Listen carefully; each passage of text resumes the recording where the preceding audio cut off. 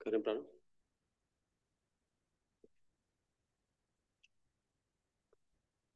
नमो अरिहन्ताणम्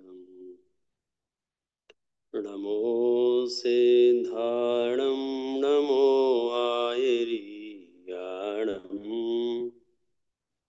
नमो उवज्झायाणम् नमो लोये सवसाहूणम्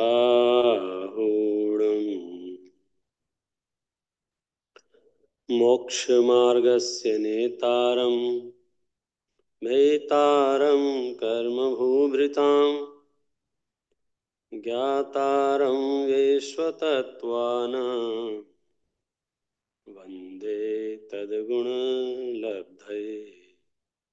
वन्दे तद्गुणलब्धये वन्दे तद्गुणलब्धये।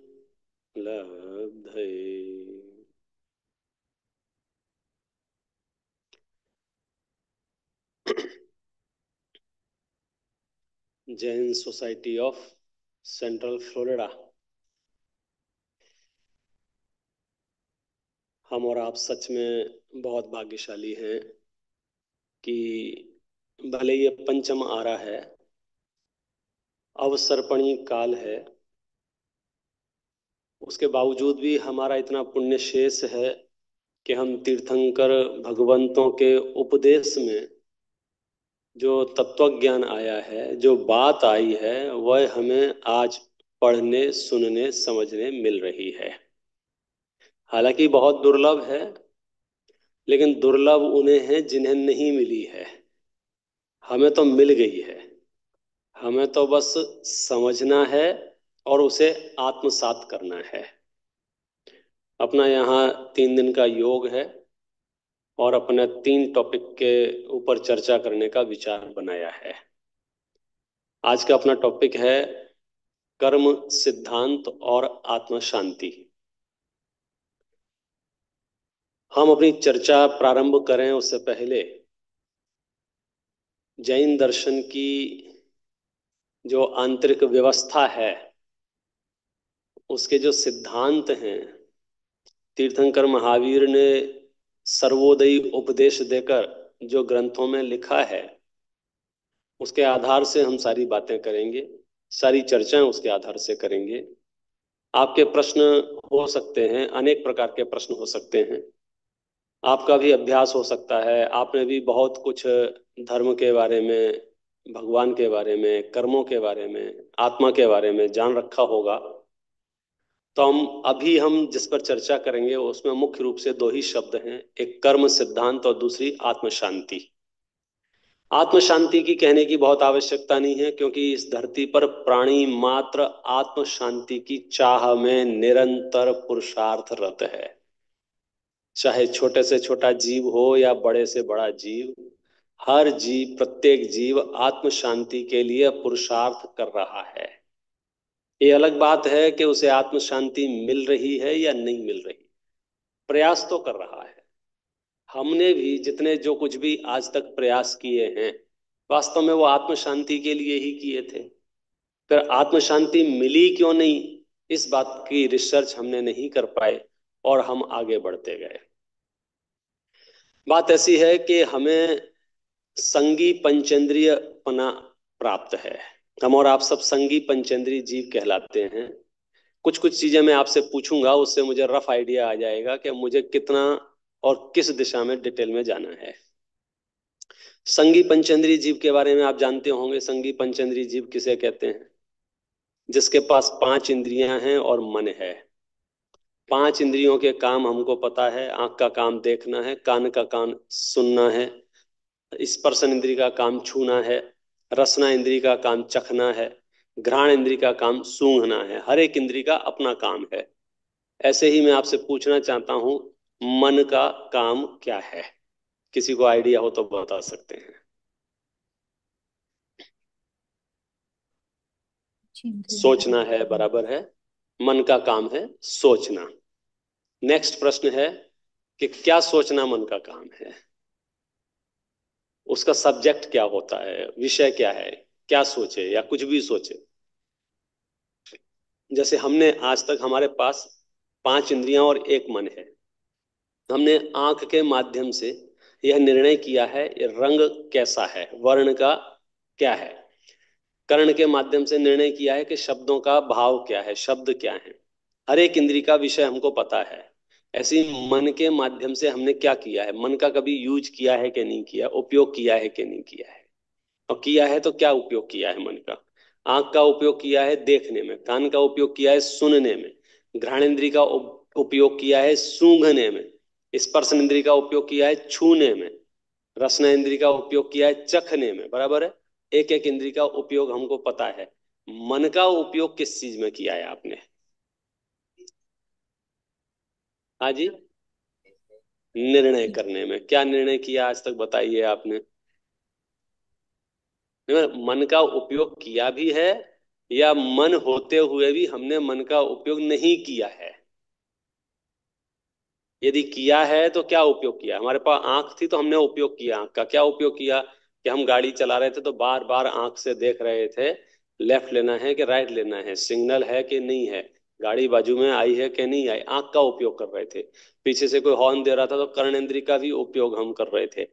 स्पर्श इंद्रिय से हाथ से स्टेयरिंग को पकड़े हुए थे। तो हर इंद्रिय की एक्टिविटी हमको ख्याल में आ रही है।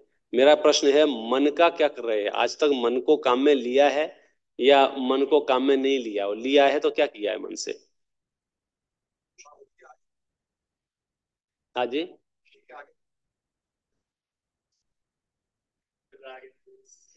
हाँ मन से राग द्वेष मन से राग द्वेष किया है।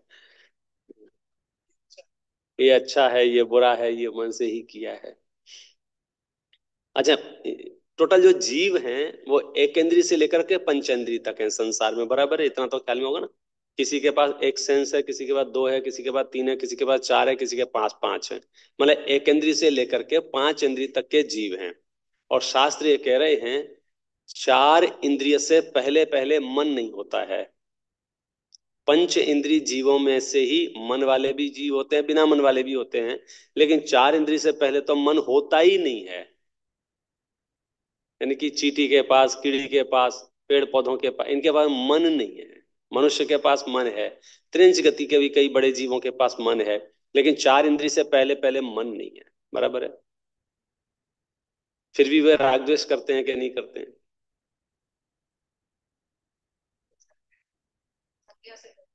संज्ञा है ना।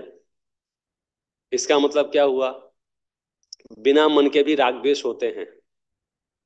तो मन होने पर भी राग द्वेष हुआ तो मन से अतिरिक्त काम क्या हुआ। ये तो बिना मन के भी हो रहा था। आपको कोई ऐसा काम बताना पड़ेगा जो बिना मन के नहीं हो सकता हो, सिर्फ मन से हो सकता हो, तो वो पता चलेगा ये मन का काम। चिंतन मनन। चिंतन मनन का मतलब क्या है। हित अहित का निर्णय करना, अच्छे बुरे का निर्णय करना। बराबर है। चींटी अपने घर से बाहर निकलेगी, आप उसके ऊपर ऐसे पानी के छींटे डालोगे, बोले वापस अपने घर में जाएगी कि नहीं जाएगी। तो उसने निर्णय किया ना। क्या निर्णय किया, यहाँ रहना ठीक नहीं है, यहाँ डेंजर है, यहाँ खतरा है। निर्णय किया ना। तो निर्णय करके वापस अपने विल में गई। उसके पास मन तो नहीं था, लेकिन निर्णय तो किया उसने। तो हमने भी बाहर शूटिंग चालू हुई और हमने भाग के आए, चलो चलो चलो अंदर चलो, बाहर गोलियां चल रही हैं। तो आपने भी यही किया, चीटी ने भी यही किया। तो ये काम तो बिना मन के भी हो सकता था। कौन सा, कुछ प्रतिकूलताएं देख करके बचने की कोशिश करना, अनुकूलताएं देख करके उनकी प्राप्ति की कोशिश करना, ये तो बिना मन वाले भी कर लेते हैं। वास्तविकता बात यह है। हाँ हाँ, ये बहुत महत्वपूर्ण पॉइंट है कि सांसारिक सुख दुख का निर्णय तो बिना मन के हो सकता है।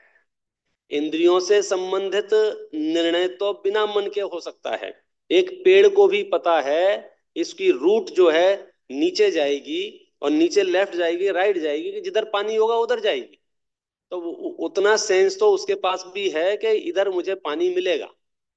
तो एकेंद्रीय से लेकर के पंचेंद्रीय जीवों तक जो भी इंद्रिय संबंधी निर्णय हैं ये तो बिना मन के भी हो जाते हैं। मन से तो स्व का निर्णय होता है। मन से तो भेद विज्ञान होता है। मन से तो वस्तु स्वरूप का विचार होता है। मन से तो पारलौकिक हित अहित का निर्णय होता है। चींटी ने क्या निर्णय किया कि शक्कर खाने में हित है, तीखा छोड़ने में हित है, तो उसने लौकिक हित अहित के निर्णय किए। मन वाला क्या करता है, सम्यक दर्शन में हित है, सम्यक ज्ञान में हित है, सम्यक चारित्र में हित है, ये रत्नत्रय की आराधना में हित है, ये मन वाला निर्णय करता है। अगर आपने ये निर्णय नहीं किया है, इसका सीधा सीधा मतलब है आपने मन को आज तक काम में ही नहीं लिया है। बहुत सारी वस्तुएं हमारे घर पे रहती हैं, शॉपिंग के समय हम खरीद के ले आते हैं, बाद में रखी रहती हैं, यूज करना भूल जाते हैं। ऐसे ही हमने कभी कोई पुण्य किया था, कोई सुकृत भाव किया था, तो हमको मन मिला है, लेकिन हमने उस मन का उपयोग किया है कि नहीं किया है, ये आज विचारणीय प्रश्न है। यदि आपने मोक्ष मार्ग संबंधी हित अहित का निर्णय किया है तो मन का उपयोग किया है। यदि आपने घर बनाने में, दुकान चलाने में, गाड़ी चलाने में, परिवार बसाने में, बच्चों को पढ़ाने में मन का उपयोग किया है, तो वास्तव में ये मन का उपयोग नहीं है, ये काम तो बिना मन वाले भी कर लेते हैं। छोटे छोटे जीव भी अपना बहुत बढ़िया घर बना लेते हैं। वो दीमक जैसा छोटा सा जीव भी इतना बढ़िया बड़े बड़े घर बना लेते हैं, उसमें एयर कंडीशन सिस्टम लगा लेते हैं, ठंडी हवा बाहर से आती है, गर्म हवा अंदर से बाहर जाती है, ये सारी व्यवस्थाएं वो कर लेते हैं। कौन, जिसके पास शरीर का आकार बहुत छोटा है। मधुमक्खी भी बहुत बढ़िया अपने बच्चों के लिए, अपने लिए भोजन इकट्ठा करना, शहद बनाना, हनी तैयार करना, ये सब काम कर लेते हैं। तो मन हमारे पास कुछ एक्स्ट्रा है, तो हमें कुछ एक्स्ट्रा करना चाहिए। और वो एक्स्ट्रा क्या है, मोक्ष मार्ग संबंधी निर्णय, कि मेरा संसार में रहने में फायदा है कि संसार छोड़ने में फायदा है, और संसार कैसे छूटेगा, उस संसार का क्या स्वरूप है, उसकी चर्चा से हम सबसे पहले टॉपिक पे बात प्रारंभ करते हैं, कर्म सिद्धांत और आत्म शांति। कर्म सिद्धांत ये बहुत फेमस सिद्धांत है, और लगभग लगभग इंडियन फिलोसफी के तो हर फिलोसफी में आपको ये शब्द मिल जाएगा, कर्म। शायद ही कोई ऐसा भारतीय दर्शन होगा जिसमें कर्म नहीं होगा, सभी दर्शनों में लगभग लगभग कर्म की चर्चा है। लेकिन जैन दर्शन के परिप्रेक्ष्य में जो कर्म की चर्चा है वो बहुत विस्तृत है, सूक्ष्म है, और कैलकुलेटिव है, कि ऐसा होगा तो ऐसा होगा, ऐसा होगा तो ऐसा होगा, और उसको लॉजिक बेस है। तो मैं सिर्फ आपसे इतना जानना चाहता हूं कि कर्म सिद्धांत के बारे में आप क्या समझते हैं। स्टेप बाय स्टेप बात करते हैं। कर्म सिद्धांत काम कैसे करता है। मोटा मोटी तो आप बोल दोगे जैसा कर्म करोगे वैसा फल मिलेगा, ये बहुत स्थूल बात है। मैं आपसे पूछना चाहता हूं, जैसा कर्म करेंगे वैसा फल मिलेगा, इस व्यवस्था को मैनेज कौन कर रहा है, ये मैनेज कैसे हो रहा है। जैसे मैंने अच्छा कर्म किया, तो अच्छा कर्म जो मैंने किया है वो किस रजिस्टर में लिखा जा रहा है, और मैं जो गलत कर्म करूंगा वो किस रजिस्टर में लिखा जा रहा है, और बाद में फाइनल जजमेंट कौन देगा। कर्म सिद्धांत कैसे काम करता है। दूसरी जगह जो कर्म सिद्धांत करता है वहां मैनुअल सिस्टम है। मैनुअल सिस्टम माने ऊपर कोई रजिस्टर है आपका, यहाँ जो भी अच्छा बुरा कर रहे हैं वो वहां लिखा जा रहा है। जब यहाँ से फाइनल वहां पहुंचेंगे तो आपकी पेशी होगी, आपको बुलाया जाएगा, और फिर आपको पूरी हिस्ट्री बताई जाएगी, आपने इतना इतना अच्छा किया है, इतना इतना बुरा किया है, इसके आधार पे आप यहाँ जाइए या वहां जाइए, बराबर है। जैन दर्शन का कर्म सिद्धांत भी क्या इसी तरह से काम करता है, कि जब हम मृत्यु होगी फिर हम, हमारे ऊपर कोई तीर्थंकर, कोई भगवान बैठे होंगे, वहां हमारे यमराज मिलेंगे हमको, वो हमसे पूछेंगे बताओ जन साहब क्या किया तुमने, फिर हम उनको कहानी सुनाएंगे। तो आपको बता देना चाहता हूं मैं ही, कि हमारा जो जैन दर्शन का सिद्धांत है, कर्म सिद्धांत है, ये ऑटोमेशन पे काम करता है। इसमें मैन्युअली इंटरफेरेंस बिल्कुल भी नहीं है।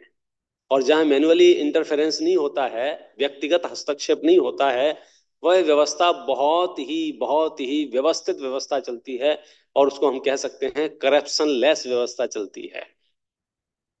मतलब हमारे जैसे, हमको याद करते हैं, अब तो व्यवस्थाएं सब जगह बदल रही हैं, हम गाड़ियां चलाते हैं, सिग्नल तोड़ते हैं इंडिया में, तो कोई ना कोई हमको रोकता है, हम गाड़ी से उतरते हैं, हम उसे मैनेज करने की कोशिश करते हैं, रिक्वेस्ट करते हैं, अरे भाई साहब मैं जल्दी में था और मेरे दिमाग में नहीं रहा। वो अगर रिक्वेस्ट करने से नहीं मानता है तो फिर हम अपनी जेब में हाथ डालते हैं और उसको साइड में ले जाते हैं कि भैया। और अगर इससे भी नहीं मानता है तो हमारे पहचान का फलाना ठिकाना, उसे फोन पे बात कराएंगे, देखो इनको हमने हमने तरह तरह से हम उसे मैनेज करने की कोशिश करेंगे। लेकिन अभी हमारे यहाँ समझो सब जगह कैमरे लग गए हैं। पूरे नागपुर में कैमरे हैं, हर सिग्नल पे आपको कैमरा मिल जाएगा। उसमें क्या होता है, जैसे ही मैंने सिग्नल तोड़ा या कोई भी मिस्टेक की, तो वहां मेरा फोटो क्लिक हो गया, बराबर है।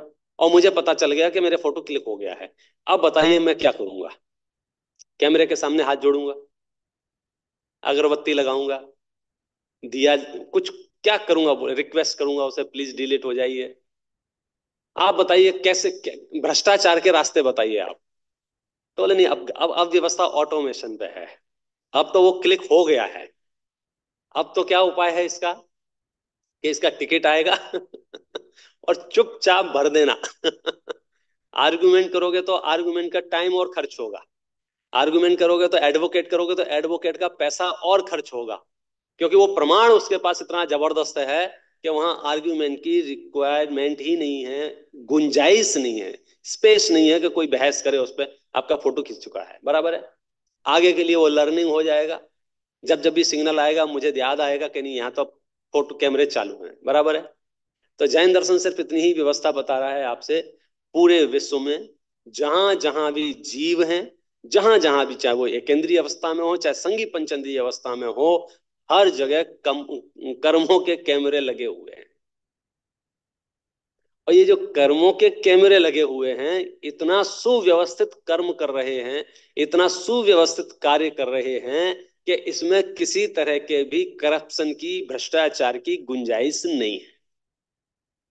लोग कल्पनाओं से क्या मानते हैं वो विषय यहां नहीं चल रहा है, फैक्ट क्या है हम उसकी बात कर रहे हैं। कल्पना से हमें ऐसा लगता है कि मैंने जितने भी पाप किए हैं, और मैं अपने तीर्थंकर परमात्मा के पास आके बैठूंगा और उनसे रिक्वेस्ट करूंगा, तो हो सकता है मुझे कुछ डिस्काउंट मिल जाए। वो मिलेगा कि नहीं मिलेगा उसके डिटेल में अपन जाएंगे अभी थोड़ी देर बाद। अभी तो व्यवस्था की बात कर रहे हैं कि मुझे जो भी सुख दुख, जीवन मरण, हानि लाभ, जो कुछ भी हो रहा है, वह किसकी वजह से हो रहा है? पहला प्रश्न चिन्ह यही हमारे चित्त में उत्पन्न होता है। तो उसका जवाब जैन शास्त्रों से क्या मिला? इसमें किसी दूसरे का हस्तक्षेप नहीं है। एक एक चीज इतनी महत्वपूर्ण है कि अगर आपने एक्सेप्ट कर ली तो आपकी दुनिया पलट जाएगी। बाहर से नहीं, अंदर से। जिसको इनर पीस कहते हैं, जिसको हम आत्म शांति कहते हैं। क्योंकि आत्मा में खलबली इसीलिए मची हुई है, हमें लग रहा है कि मेरे साथ जो कुछ भी हो रहा है वो कहीं ना कहीं गलत हो रहा है। और साथ में हमने अपने तुच्छ बुद्धि से वो ढूंढ लिया कि इनकी वजह से गलत हो रहा है। तो हम दो जगह गलत हैं।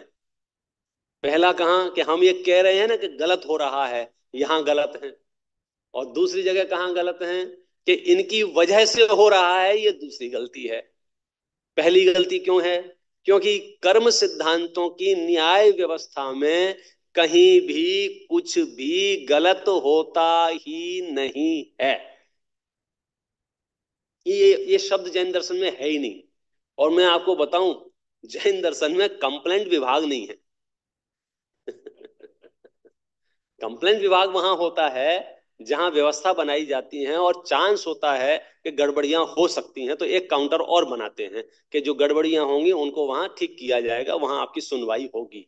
जैन दर्शन में कोई कंप्लेंट विभाग नहीं है। आपने कोई एक भी ऐसा स्तोत्र पढ़ा है जैन दर्शन के विद्वानों, जैनाचार्यों का, जिसमें कंप्लेंट की हो, भगवान आपने ऐसा क्यों कर दिया, या किसी व्यक्ति से कंप्लेंट की हो, या व्यवस्थाओं से कोई शिकायत पत्र आपने कभी पढ़ा है? कहीं नहीं। शिकायत विभाग है ही नहीं। हम भगवान के पास जाते हैं, दर्शन करने जाते हैं, तो भगवान से कंप्लेंट करने नहीं जाते। अपने यहाँ दर्शन की जो व्यवस्था है वो क्या व्यवस्था है, कि भगवान के सामने जाना और कंप्लेंट करना, भगवान मेरे पास ये चीज नहीं है, ये और मिल जाए। कंप्लेंट सिस्टम है ही नहीं। कोई करता वो अलग बात है, वहां वीतरागता है, वहां सर्वज्ञता है, और वो ऐसे बैठे हुए हैं। और ऐसा नहीं है कि तुम ज्यादा रिक्वेस्ट करोगे तो ऐसे हाथ ऐसे हो जाएगा और फिर वापस ऐसे हो जाएगा, वो ऐसे ही रहने वाला है। क्योंकि वहां वीतरागता पराकाष्ठा पर है। तो आपकी कोई सुनवाई नहीं है। प्रश्न ये नहीं है कि सुनवाई है कि नहीं है, प्रश्न ये है क्या सुनवाई की जरूरत है क्या? कोई सुने मेरी, इसकी गुंजाइश है क्या? जब व्यवस्थित व्यवस्था चल रही है पूरे विश्व में, फिर सुनवाई की जरूरत कहां है? आप बताइए, इस धरती पर जितने भी जीव हैं, उन जीवों को जो भी सुख है या दुख है, अच्छा है या बुरा है, ये बाद में डिसीजन लेंगे क्या करें क्या नहीं करें। अभी तो सिर्फ एक बात स्वीकार करनी है कि वो है क्यों। तो उसका क्या जवाब मिलेगा? अपने अपने कर्मों के फल में। बराबर है। इसमें कोई डाउट हो तो आप ऑब्जेक्शन बोल सकते हैं। हाँ, इसको मतलब भाषण और प्रवचन और लेक्चर नहीं समझना, बिल्कुल 101 डिस्कशन मान लेना। आपके मन में जो भी संदेह उत्पन्न हो, जो भी प्रश्न उत्पन्न हो, उसे तुरंत पूछ लेंगे तो अपने आगे बहुत क्लैरिटी के साथ अपन बात कर पाएंगे। क्योंकि जैनाचार्यों की एक बहुत महत्वपूर्ण खास विशेषता है, मैं बार बार दोहराता हूं। जैनाचार्य झूठ नहीं बोलते हैं, वे आपको गुमराह नहीं करते हैं, वे आपको भ्रम में नहीं रखते हैं। वे उन्हें इस बात से कोई लेना देना नहीं है कि हम सच बताएंगे, सच सुनने के बाद आपके क्या होगा। वो तो कहते हैं हमारा काम है सच बताना, आपका काम है स्वीकार करना। यदि स्वीकारेंगे तो आप सही रास्ते पे आएंगे, नहीं स्वीकारेंगे तो आप कर्म बंधन करते रहेंगे। आपके चक्कर में हम असत्य भाषण नहीं करेंगे। दुनिया में सच बोलने से पहले 100 बार सोचा जाता है, बोलें या नहीं बोलें। जैनाचार्य नहीं सोचते। अच्छा, दुनिया में बोल भी दें तो सामने वाला बोलता है कह दो ये झूठ है। सच कुछ उसे सच बताया जाए ना, तो उसकी क्या इच्छा होती है कि कह दो ये झूठ है। तो जैनाचार्य कहते हैं नहीं, मैं आपको थोड़ा सा याद दिलाता हूं। आपने पढ़ा होगा, आपने 12 भावनाएं सबने सुनी होंगी, नाम सुना होगा 12 भावना का। पहले नंबर की भावना क्या है? क्या नाम है? अनित्य। अनित्य माने जो नित्य नहीं है। बराबर है। उस भावना में क्या बताया जा रहा है कि इस धरती पर जितने भी पदार्थ हैं, जितने भी, वे सारे के सारे कैसे हैं? अनित्य। अब पदार्थों की लिस्ट बनाएंगे तो कैसी लिस्ट बनेगी? सबसे पहले शरीर की बात करेंगे। ये शरीर एक पदार्थ है, बराबर है, तो ये शरीर कैसा है? अनित्य। लिखते जाना। घर कैसा है? अनित्य। अब जितनी भी लिस्ट है आपकी, दुकान मकान रुपया पैसा सोना चांदी परिवार महल, जो जो कुछ भी है, उन सबके सामने ब्रैकेट में क्या लिखा जाएगा? अनित्य अनित्य अनित्य अनित्य अनित्य अनित्य। बराबर है। लेकिन हमारा मिथ्या दृष्टि का मनोविज्ञान क्या कहता है कि कुछ तो रास्ता होगा इसको नित्य बनाने का। जैसे ही जैनाचार्यों ने कहा ना कि ये सब अनित्य है, ये सब अनित्य है, तुम जल्दी से भागे। जैसे इंडिया में कुछ साल पहले नोटबंदी हुई थी, तो नोटबंदी की खबर सुनते ही जिनके पास ज्यादा नोट थे वो क्या कर रहे थे? रास्ता ढूंढ रहे थे, कैसे इसको फटाफट एक्सचेंज कराया जा सकता है, कैसे इसको व्यवस्थित किया जा सकता है, क्या रास्ते हो सकते हैं। तो जैसे ही आपको खबर मिली कि ये अनित्य है अनित्य है अनित्य है अनित्य है, तो ये जीव क्या करेगा? शरण खोजेगा, किसी ना किसी देवी देवता की शरण खोजेगा, तीर्थंकरों की शरण खोजेगा, मंत्र तंत्रों की शरण खोजेगा। आचार्यों को ये बात पता थी, इसलिए दूसरे नंबर की भावना उन्होंने क्या लिखी है मालूम है? उसका नाम क्या है? अशरण। टाइम खराब मत करना। हमने जो बताया है मजाक में नहीं बताया है। हमने जो कहा है कि संसार के सभी पदार्थ अनित्य हैं माने हैं, और साथ में ये भी बता रहे हैं कि इस अनित्यता को रोकने के लिए कोई शरण नहीं है। दूसरे नंबर की भावना है ना। पहले नंबर की सच्चाई क्या है? अनित्य। दूसरे नंबर की सच्चाई क्या है? अशरण। तीसरे नंबर की सच्चाई क्या है? बोलो साहब। संसार। ये इस पर्सनल आपके लिए नहीं कह रहे हैं आचार्य, ये पूरे संसार की ऐसी व्यवस्था है। संसार के चप्पे चप्पे पर आप जाएंगे, किसी भी कोने में जाएंगे, वहां अनित्य लिखा मिलेगा। प्रॉब्लम यह है कि जो चीजें अनित्य हैं, हमारा दिमाग हमारा मन उन्हें नित्य मान रहा है, और जब वे अनित्यता की ओर परिणमित होती हैं तो हम बौखलाते हैं। तो जैनाचार्य कहते हैं याद करो, हमने तो पहले ही बताया था आपको कि ये अनित्य है। यदि आपको सच्ची जानकारियां होंगी तो आपको आकुलता नहीं होगी, और सच्ची जानकारी नहीं होगी तो आकुलता होगी, विस्मय होगा, आश्चर्य होगा। वो बलून होता है ना, बलून जिसमें हवा भरते हैं, बच्चे खेलते हैं।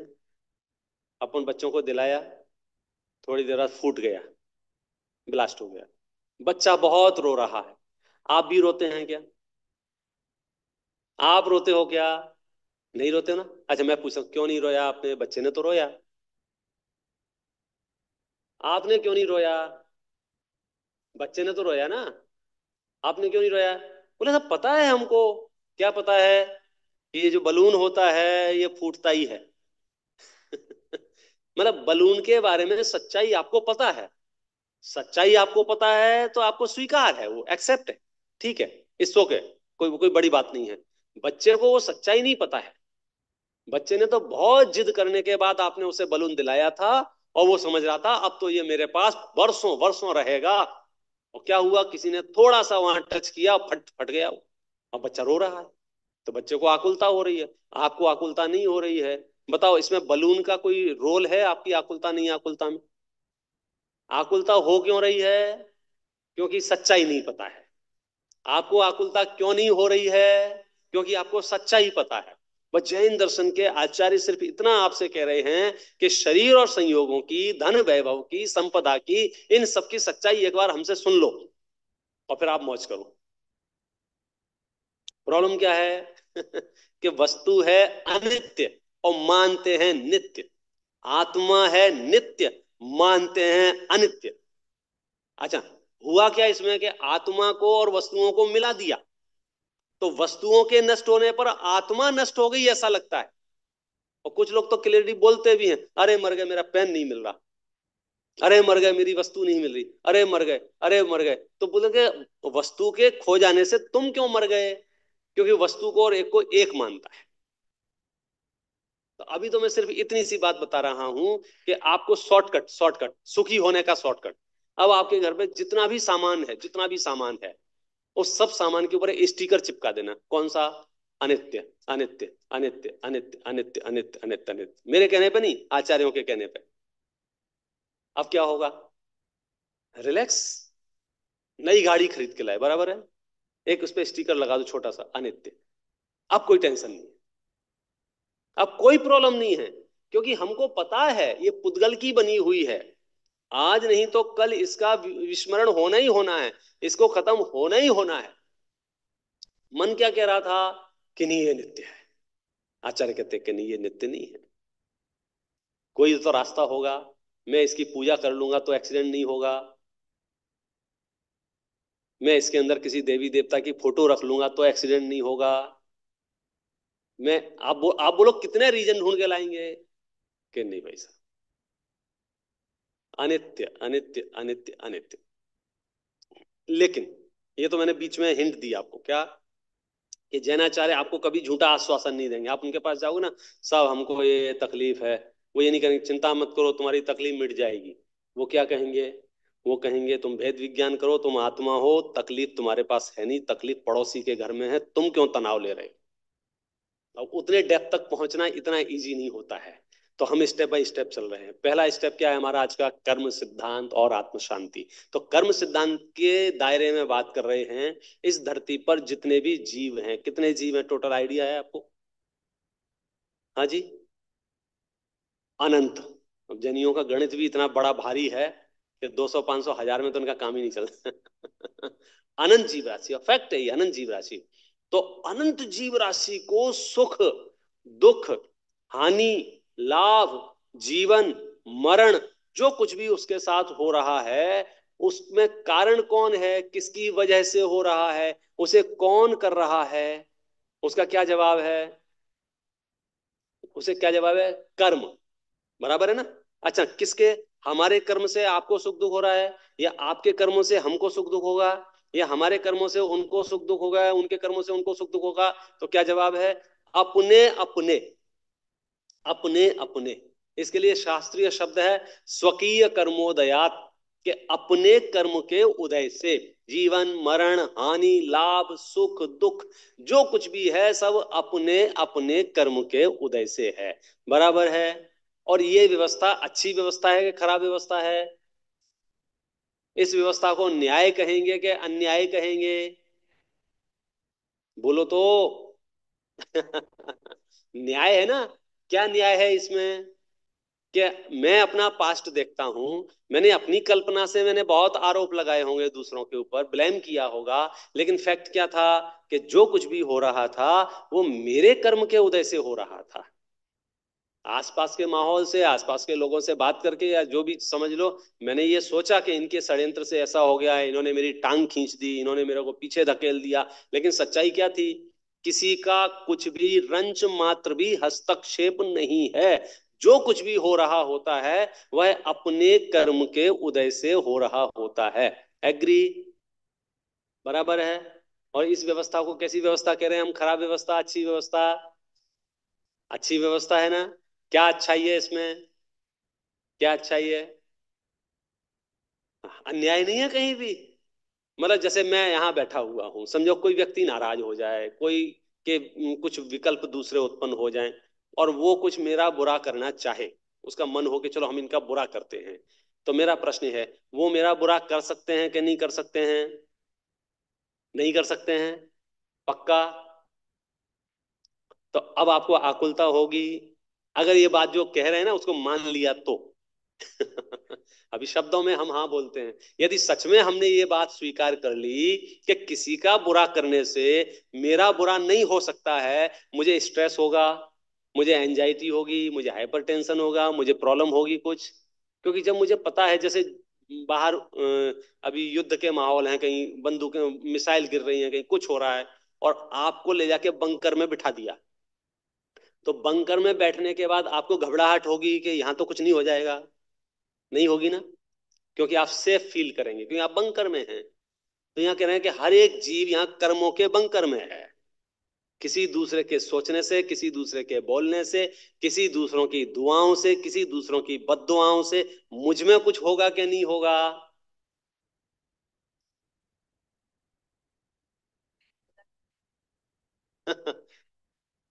होना नहीं चाहिए, लेकिन होता है।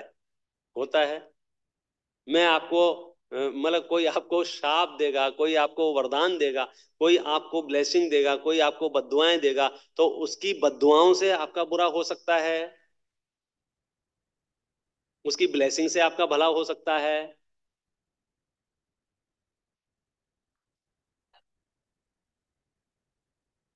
देखो देखो देखो, मैं वापस लाता हूँ आपको। मतलब क्या होता है, एग्जाम्पल से बात इजी हो जाती है, और खास करके अपन अपने घर के एग्जाम्पल देंगे तो बात बहुत इजी हो जाएगी। आप सबने पुराण पढ़े होंगे, पुराण पढ़े होंगे, महापुरुषों के बारे में थोड़ा बहुत सुना होगा। मैं शुरुआत से बात करता हूँ। रामचंद्र जी का नाम सुना है आपने? नाम सुना है रामचंद्र जी का? सबने सुना है। रामायण में रामचंद्र जी हैं, पद्म पुराण में रामचंद्र जी हैं, जैनों के यहाँ भी राम जी हैं, और दूसरों के यहाँ भी राम जी हैं, बराबर है। एक घटना उनके बारे में बहुत फेमस है कि उनको पहले राज्याभिषेक की घोषणा हो गई थी कि कल से ये राजा होंगे नगरी के, और अगले दिन एक नया समाचार उनके सामने आया कि आपको नगर में नहीं रहने दिया जाएगा, घर में नहीं रहने दिया जाएगा, और 14 वर्ष के लिए उनको घर से निकाला दे दिया गया, या घर से निकल गए, बराबर। ये घटना सुनिए ना। अब रामचंद्र जी जैसे जीव को 14 साल के लिए घर से निकलना पड़ गया। मैं आपसे पूछ रहा हूं, क्यों? उसका रीजन क्या है? हाँ? अब उसमें देखो वैरायटी आ सकती है। एक जगह मैं लेक्चर दे रहा था, तो एक बीच में बोला, बोले उनके पापा ने जो घर बनाया था ना, वो वास्तु से नहीं बनाया होगा।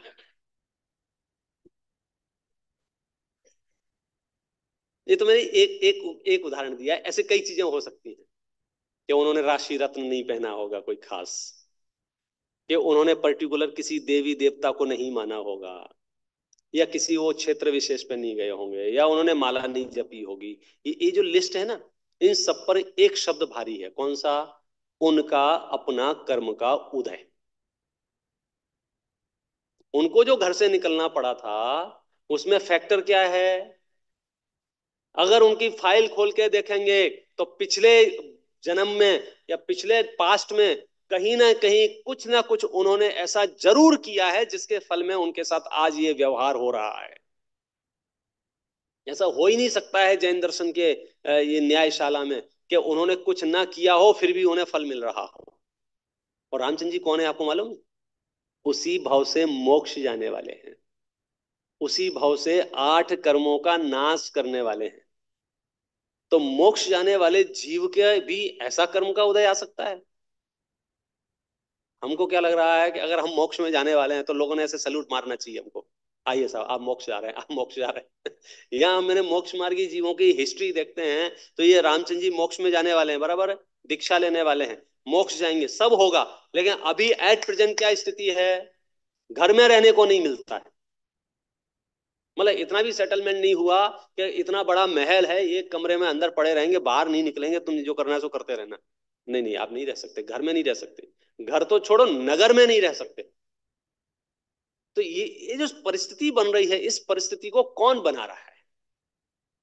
तो कुछ लोग कहेंगे कि वो जो, क्या नाम था, केकई, सब उसका करा धरा है। फिर कुछ लोग और ढूंढ के लाएंगे, वो R&D चलती है ना, रिसर्च। नहीं, केकई का नहीं, वो मंथरा जो थी ना, मंथरा। तो आपको क्या फील हो रहा है? अब ये 14 साल के लिए बाहर निकले हैं, इसमें कारण कौन है? केकई है या मंथरा है कि दशरथ हैं? कि उनका अपना कर्म का उदय है, और उनका अपना कर्म का उदय अगर इस टाइप का ना होता तो बोलो ऐसी परिस्थिति बनती कि नहीं बनती? ये बात किसकी कर रहा हूं मैं? रामचंद्र जी की। हमारे मन में बहुत प्रश्न आता है जब भी छोटी मोटी प्रतिकूलताएं हमारे सामने आती है ना, तो हम अपने आप से कहते हैं हम तो इतने अच्छे हैं, हमारे साथ ऐसा क्यों हो रहा है? हम तो समाज का भला करना चाहते हैं, हमारे साथ ऐसा क्यों हो रहा है? हम तो परिवार का अच्छा करना चाहते हैं, हमारे साथ ऐसा क्यों हो रहा है? हमने आपको उदाहरण दिया है, भैया जो मोक्ष जा रहे हैं उनके साथ ऐसा हो रहा है, तो तुम कौन हो? अपने आप को VIP क्यों फील करते हो? ये मोक्ष जाने वाले जीवों को भी कर्म का उदय आता है कि नहीं आता है? आ सकता है कि नहीं आ सकता है? आ रहा है ना। तो उसमें रीजन कौन है कि उनको 14 वर्ष तक घर में रहने को नहीं मिला? उसका आधार क्या है? कर्म सिद्धांत। ये तो मैंने एक उदाहरण दिया। अब जितने भी हैं, चाहे सीता जी हो या अंजना सती हो या कोई और नाम हो आपके पास, जो कुछ भी है A to Z, वो सबका सब, सबके सब कर्म सिद्धांत के दायरे में आएंगे कि नहीं आएंगे, कि कर्म सिद्धांत से बाहर हैं? और ये व्यवस्था अच्छी व्यवस्था है, खराब व्यवस्था है? ये न्याय है कि अन्याय है? आप सोचो। रामचंद्र जी को घर से बाहर रहना पड़ा 14 साल तक। बोलो ये न्याय है कि अन्याय है?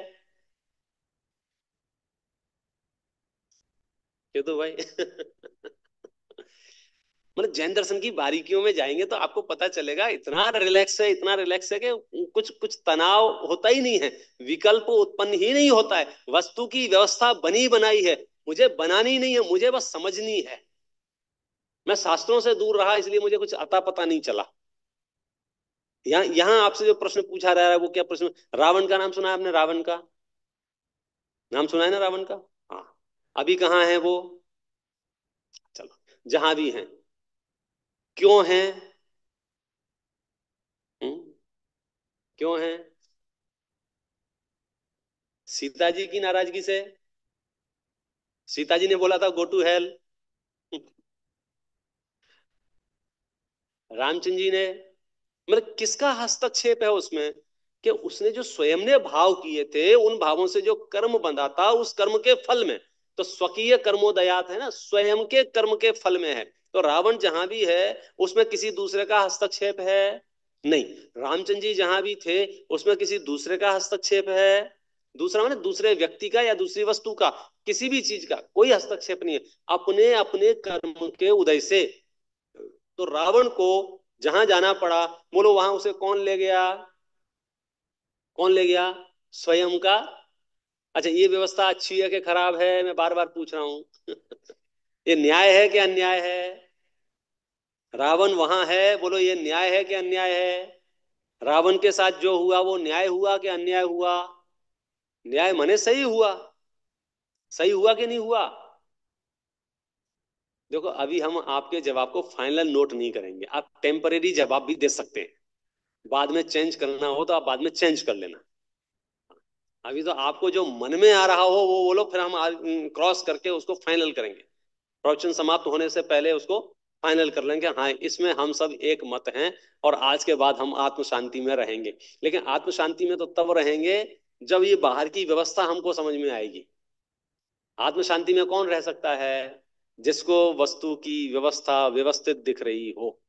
जिसको व्यवस्था बनानी होगी वो अशांति में रहेगा। उसे तो बहुत काम करना है अभी, लेकिन हम आपको पहले स्टेप पे बता रहे हैं कि ये सारा का सारा न्यायपूर्ण सिस्टम है, इसको समझिए। तो रावण जहां है, बोलो सही है कि गलत है?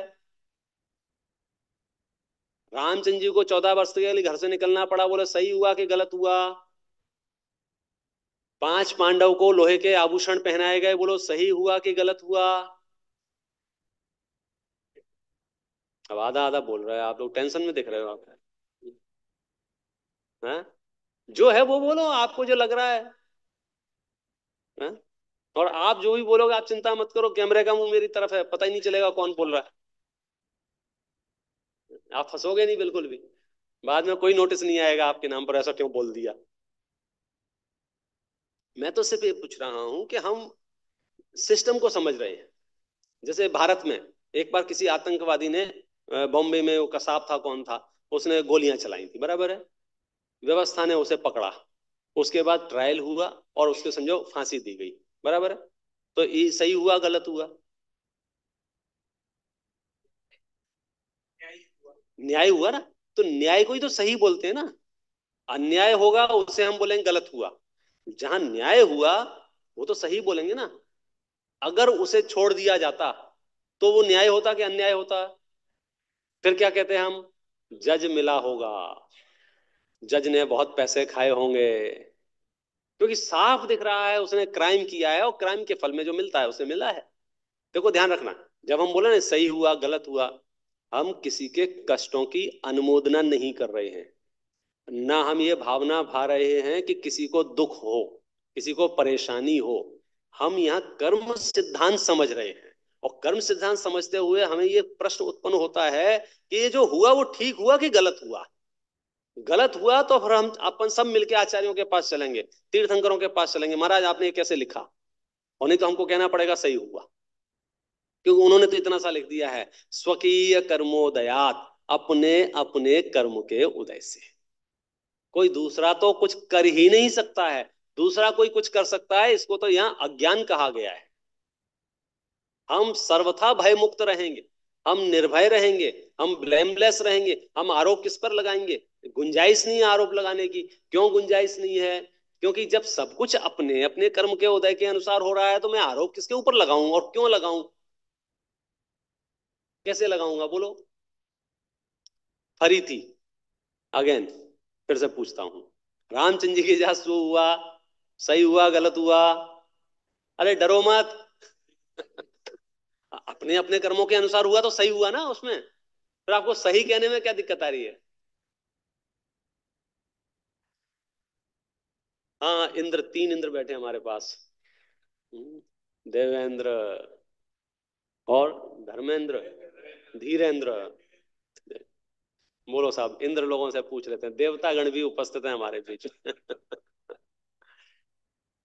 ये बहुत थोड़ा सा आपको शुरुआत में लग सकता है, हो सकता है आज सुनने के बाद यहाँ जो भी बोले अपनी बात है, घर जाके भी आप चिंतन मनन करना। आपके पास जो शास्त्र हो उन शास्त्रों को देखना, अपने अपने धर्म गुरुओं से संपर्क करना, बोले आज हमने ये बात सुनी है, इसका फाइनल बताओ क्या मामला है। और ये इतनी लॉजिकल बात है, इसमें आपको कहीं एरर नहीं आएगा। क्योंकि सिद्धांत जो होते हैं वो मत पंथ संप्रदायों से नहीं चलते हैं। सिद्धांत यूनिवर्सल फैक्ट होते हैं। बाकी जो चीजें होती हैं, आपकी क्रियाएं, आपकी पूजा पद्धति, आपका व्यवहार, आपके तरीके, वो अलग अलग मत पंथ संप्रदायों के अलग अलग हो सकते हैं। कोई भगवान को फूल चढ़ाए, कोई भगवान को चावल चढ़ाए, कोई भगवान को कलर करके चावल चढ़ाए, कोई मतलब ये पद्धतियां अलग अलग हो सकती हैं। लेकिन भगवान के ज्ञान दर्शन में, भगवान के चारित्र में, वो सैद्धांतिक निरूपण की बात चलेगी, वहां एक रूपता है। भगवान वीतरागी है। किसके लिए? दिगंबरों के लिए कि श्वेतांबरों के लिए? नहीं बोले ये झंझट। हाँ, ये झंझट वहीं रखो आप। मतलब एक लिमिट तक ही है वो समस्या। बाकी सिद्धांतों में आग तो गर्म है भाई साहब। हिंदुओं के लिए गर्म है कि मुसलमानों के लिए गर्म है? जैनियों के लिए गर्म है कि अजैनियों के लिए गर्म है? कि आग गर्म है, ये यूनिवर्सल फैक्ट है। ये किसी के लिए नहीं होती है। ऐसी जिस कर्म सिद्धांत की हम बात कर रहे हैं, वो कोई दिगंबरों का या श्वेतांबरों का नहीं कर रहे हैं, जैनों और अजैनों का नहीं कर रहे हैं। पूरे विश्व के चप्पे चप्पे पर एक एक जीव पर इस कर्म सिद्धांत घटित होता है। और जब हमको ये फील होता है तो हम निराकुल हो जाते हैं, हम निश्चिंत हो जाते हैं, हम निर्भर हो जाते हैं। अन्यथा हम हर एक स्टेप पे पूछते हैं, वाई मी, वाई मी, मेरे साथ ऐसा क्यों हो रहा है, मेरे साथ क्यों हो रहा है, मेरे साथ क्यों हो रहा है, मेरे साथ क्यों हो रहा है? आचार्य क्या जवाब दे रहे हैं? इसमें दूसरा कोई जिम्मेदार है कि नहीं है? नहीं है। भाई हम अगर डब्बा पार्टी करेंगे, अपने अपने घर से डब्बा लाएंगे और एक साथ बैठ के खाएंगे, किसी के डब्बे में से रसगुल्ला निकल रहा है, किसी के डब्बे में इडली निकल रही है, किसी में पुलाव निकल रहा है, किसी में पराठे निकल रहे हैं, किसी में थेपले निकल रहे हैं, किसी में खाकड़ा फाफड़ा निकल रहा है, और किसी मेरे मेरे डब्बे में भूसा निकला। और मैंने ऑब्जेक्शन लिया, कोई नहीं खाएगा, मेरे डब्बे में भूसा क्यों निकला? बोलो क्या जवाब है इसका? तो बोले पंडित जी पागल हो गए होगे, ये कोई बफे सिस्टम थोड़ी है जो तुम्हारे में थाली में ऐसा क्यों आ गया। ये तो आप अपना अपना लाए थे ना, तो अपने अपने लाए में कहाँ ऑब्जेक्शन है? आप भूसा लाए थे तो भूसा निकला है, जिसके में रसगुल्ला निकला है उसने सुबह 4 बजे उठ के मेहनत की है तो रसगुल्ला निकला है। मतलब जिसने जैसा जैसा श्रम किया है उसके अनुसार निकला है ना। तो हम और आप सभी एक ही मनुष्य गति में हैं, लेकिन कोई धनवान है, कोई निर्धन है, कोई बुद्धिमान है, कोई कम बुद्धि वाला है। अलग अलग अलग अलग चीजें जो दिख रही हैं उसका आधार क्या है, वो उसका कारण क्या है? कर्म सिद्धांत। ख्याल में आता है? ऑब्जेक्शन नहीं है, कहीं आरोप नहीं है, प्रत्यारोप नहीं है। यदि आपके मन में आरोप प्रत्यारोप नहीं है तो आप इस धरती के सबसे धनवान पुरुष हैं, सबसे धनवान आत्मा है, यदि आपके चित्त में आरोप प्रत्यारोप नहीं है। क्योंकि मैक्सिमम कर्म बंधन सिर्फ आरोप प्रत्यारोप से हो रहा है। संक्लेश उत्पन्न ही इसलिए हुआ है क्योंकि हमको मिसअंडरस्टैंडिंग हुई है, गलतफहमी हुई है कि इसकी वजह से मुझे दुख है। सच्चाई यह है कि मेरे अपने कर्म का उदय है, सामने वाला निर्दोष है।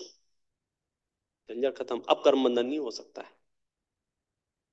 लेकिन ये ट्रेनिंग ऐसे अचानक नहीं आई है, हम तो बचपन से देख रहे हैं। 2 साल का बच्चा, भाई साहब, टेबल से टकरा जाता है ना, तो उसकी पढ़ी लिखी माँ दौड़ के जाती है और टेबल को 2 4 ऐसे ऐसे मारती है। और जब मैं ये दृश्य देखता हूं तो मुझे लगता है ये क्या कर रहे हैं। अच्छा आप सच बताओ, टेबल को जो मार पड़ी है उसमें टेबल की कोई गलती थी कि नहीं थी? है? उसकी गलती थी कि नहीं? बोला ऐसा था कि बच्चा सीधा सीधा जा रहा था, टेबल बीच में आ गई और बच्चा गिर गया। एक्चुअल बात क्या थी?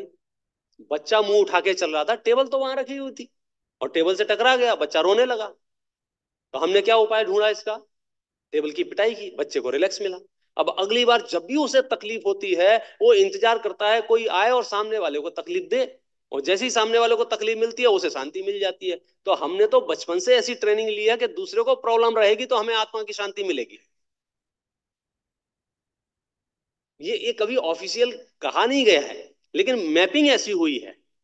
मतलब वो रोड पे गिरेगा तो रोड को मार रहे हैं, ऐसे ऐसे मारते पीटते, हमने पिटाई कर दी, हमने पिटाई कर दी। क्यों उसकी पिटाई क्यों कर दी? उसकी क्या गलती थी? तो हम जो आरोप प्रत्यारोप लगा रहे हैं या हम जो आकुलता कर रहे हैं, हम जो ब्लेम कर रहे हैं, इसकी वजह से हुआ है। फैक्ट ये है किसी की वजह से नहीं हुआ है। यहाँ कोई हस्तक्षेप करने वाला नहीं है। पूरे विश्व में कर्म सिद्धांतों की न्याय व्यवस्था चल रही है। एक एक जीव के जीवन में सुख दुख हानि लाभ जीवन मरण जो कुछ भी हो रहा है उसका अपना कर्म का उदय है। दूसरे की तरफ देख रहे हो, यही बड़ा अपराध है। अब इस एंगल से आप कहो कि रामचंद्र जी को जो घर से निकाला गया, बोलो न्याय था कि अन्याय था? डर डर क्यों रहा? रामचंद्र जी तो गए मोक्ष में, आप कुछ नहीं होगा आपका। न्याय था ना, न्याय माने सही है ना। तो रामचंद्र जी को घर से निकाला गया, सही कि गलत? सही। बराबर है। 5 पांडव को जो लोहे के आभूषण पहनाए गए, सही या गलत? सुनाई नहीं देता मुझे, आधा आधा आधा। आपको वो कॉन्फिडेंस नहीं आ रहा है। यहाँ सही का मतलब ये नहीं है कि आभूषण पहनाए जाना चाहिए या परेशान किया जाना चाहिए। यहाँ कर्म सिद्धांत के न्याय से जवाब देना कि उनको जो आभूषण पहनाए गए हैं उनका वैसा कर्म का उदय था कि नहीं था, तभी पहनाए गए ना। ऐसा तो नहीं था कि उनके कर्म का उदय नहीं था फिर भी पहनाए गए। मुनिराजों को, आचार्यों को, भगवंतों को भी जो उपसर्ग आया है उसमें उनका कर्म का उदय था कि नहीं था? आदिनाथ भगवान ने दीक्षा ले ली थी और 6 महीने तक समझो उनको आहार नहीं मिला था। इसमें गलती किसकी थी? समाज की गलती थी, साधर्मियों की गलती थी, श्रावकों की गलती थी? हम और आप होते तो क्या कहते? यहाँ की समाज बहुत बेकार है, भगवान तक को नहीं पूछ रही है। समाज बेकार अच्छी नहीं होती है, जो सामने है उसका अपना पुण्य पाप। और 6 महीने बाद उसी समाज ने पूछ लिया, 6 महीने बाद आहार हो गए, 6 महीने तक क्यों नहीं हुए? उनका अंतराय, उनका कर्म का उदय। तो आप इस व्यापक दृष्टिकोण से कर्म सिद्धांत को समझिए और मेरे प्रश्नों का जवाब दीजिए फिर से। बोलो इनको 6 महीने तक रोटियां नहीं मिली, सही हुआ गलत हुआ? कर्म न्याय से, कर्म न्याय से। आपको मैं लॉजिक पहले ही दे रहा हूं ना, ऐसा नहीं है कि आपसे जबरदस्ती कुछ भी बुलवा दूं। ये यहाँ बैठ गया हूं तो मेरी मर्जी आएगी वो बोलो, ऐसा नहीं है। कर्म सिद्धांत, कर्म सिद्धांत से मैं कह रहा हूं आदिनाथ भगवान से भी पूछूंगा और कहूंगा सर महाराज आपको कोई कंप्लेंट है, तो वो क्या कहेंगे? नहीं मुझे कोई कंप्लेंट नहीं, मेरा ऐसा ही कर्म का उदय होगा, अन्यथा मेरी व्यवस्था हो जाती। और जब उनका वो अंतराय पूरा हो गया तो राजा श्रेयांश को विकल्प आ गया, भाव आ गया, आहार दान हो गया, सब हो गया वापस। आदिनाथ भगवान के साथ जो हुआ सही हुआ कि गलत हुआ? अच्छा, आदिनाथ भगवान के जब यहाँ आए थे जमीन धरती पर, अवतार लिया था उन्होंने, जन्म लिया था, उसके कई दिनों पहले गर्भ में आए थे, और गर्भ में आने के भी पहले देवता लोग आकर नगरी को सजा रहे थे। बोलो सही हुआ गलत हुआ? आप तो बोल दो यार। अब क्या दिक्कत है? अब पूरे नगरी की झाड़ू लगाई जा रही है, महल को सजाया जा रहा है, वहां की देवियां आके पूरे महल की व्यवस्था बना रही हैं, और जोरदार गर्भ कल्याणक मनाया जा रहा है। फिर जब जन्म हुआ तो जन्म कल्याणक मनाया जा रहा है। वो सौधर्म इंद्र बालक को ले जाकर सुमेरु पर्वत पर जाके 1008 कलशों से अभिषेक करा रहा है। बोले ये सब सही हो रहा है गलत हो रहा है? वाह, ये डबल स्टैंडर्ड। मतलब दोनों काम हो रहे हैं कर्म के उदय से। ये जो हो रहा है, सुमेर पर्वत ले जाया जा रहा है, क्यों ले जाया जा रहा है सुमेर पर्वत को? हमको क्यों नहीं ले जाएगा सुमेर पर्वत को? उनको क्यों लेके गए? क्योंकि उनका अपना कर्म, उन्होंने इस तरह की पुण्य प्रकृतियां बांधी थी जिसमें देवता लोग आके ऐसा व्यवहार करते हैं, तो उनका अपना पुण्य का उदय है ना। भरत जी को तो नहीं ले गए थे सुमेर पर्वत पर, क्योंकि भरत जी का वैसा पुण्य नहीं था। तीर्थंकरों का ही ऐसा पुण्य होता है, तीर्थंकरों को लेके गए थे। तो उनको गर्भ से पहले रत्न बरसाए थे, सही हुआ गलत हुआ? सही हुआ। सुमेर पर्वत ले गए थे, सही हुआ गलत हुआ? बराबर है। अभी वो बड़े हो गए, खेल रहे हैं और राज्य पाठ चला रहे हैं, इतना बड़ा राज्य शासन मिल गया है उनको, सब जगह उनकी चल रही है गाड़ी, सही हुआ गलत हुआ? फिर उनको वैराग्य आ गया, दीक्षा हुई, सही हुआ गलत हुआ? एक एक चीज जो हो रही है आप इसके डिटेल में जाके देखेंगे ना। तो फिर अब उन्होंने दीक्षा ले ली, फिर उन्होंने कुछ दिन तो ध्यान में रहे, उपवास किया, लेकिन फिर जो आहार के लिए निकले फिर उनको आहार नहीं मिला। अब बताओ, ये आहार नहीं मिला, ये सही हुआ कि गलत हुआ? क्योंकि मेरा बहुत दिमाग खनका था जब स्टोरी पढ़ी थी कि जो जीव अभी इस धरती पर आया नहीं है, उससे पहले देवता लोग यहाँ आके क्लीनिंग कर रहे थे, सफाई कर रहे थे, नगरी सजा रहे थे। अब साक्षात यहाँ है, आहार के लिए निकल रहे हैं, एक देवता को भी कल्प नहीं आ रहा है कि इनकी कुछ सेटिंग कर देवे, किसी श्रावक को जाके समझा देवे कि ऐसा ऐसा कर ले भैया। आप पढ़ो पुराण। तो जो उनके साथ अच्छा अच्छा अच्छा अच्छा जो हमें लग रहा है, अच्छा बुरा है नहीं ज्ञानियों की दृष्टि में, हमें जो अच्छा अच्छा लग रहा है उसका कारण कौन? कर्म। हमें जो बुरा बुरा बुरा बुरा लग रहा है उसका कारण कौन? कर्म। अच्छे बुरे का कारण कौन? कर्म। अच्छा बुरा तो हमारी कल्पना है, जो हो रहा है उसका कारण कौन? कर्म। तो उनके जीवन में जन्म से लेकर मृत्यु तक जो कुछ भी हुआ, बोलो सही हुआ कि गलत हुआ? कि आधा सही हुआ आधा गलत हुआ? सब सही है ना? धन्यवाद। थोड़ा टाइम लगा लेकिन काम हो गया। बहुत बढ़िया। तो अब मैं आपसे लगातार प्रश्न पूछूंगा, आपको सिर्फ जवाब देना है, और जवाब छोटे से हैं, सही और गलत के रूप में जवाब देना है, बराबर है? आदिनाथ भगवान के साथ जो कुछ भी हुआ वो सही हुआ गलत हुआ? सही हुआ। रामचंद्र जी को घर से निकाला गया, सही हुआ या गलत हुआ? रामचंद्र जी का राज्याभिषेक घोषित किया गया था, सही हुआ गलत हुआ? सही हुआ। 5 पांडव को लोहे के आभूषण पहनाए गए, सही हुआ या गलत हुआ? सीता जी को घर से बाहर निकाला गया था, सही हुआ गलत हुआ? अब मैं ऐसे पूरे, आप जितने 1 घंटे भी कहोगे ना, मैं एक एक महापुरुष का नाम लेता रहूंगा और आपसे सही है सही है सही है बोलते रहोगे, और सबसे लास्ट में पूछूंगा, आपको डॉक्टर ने कैंसर बता दिया,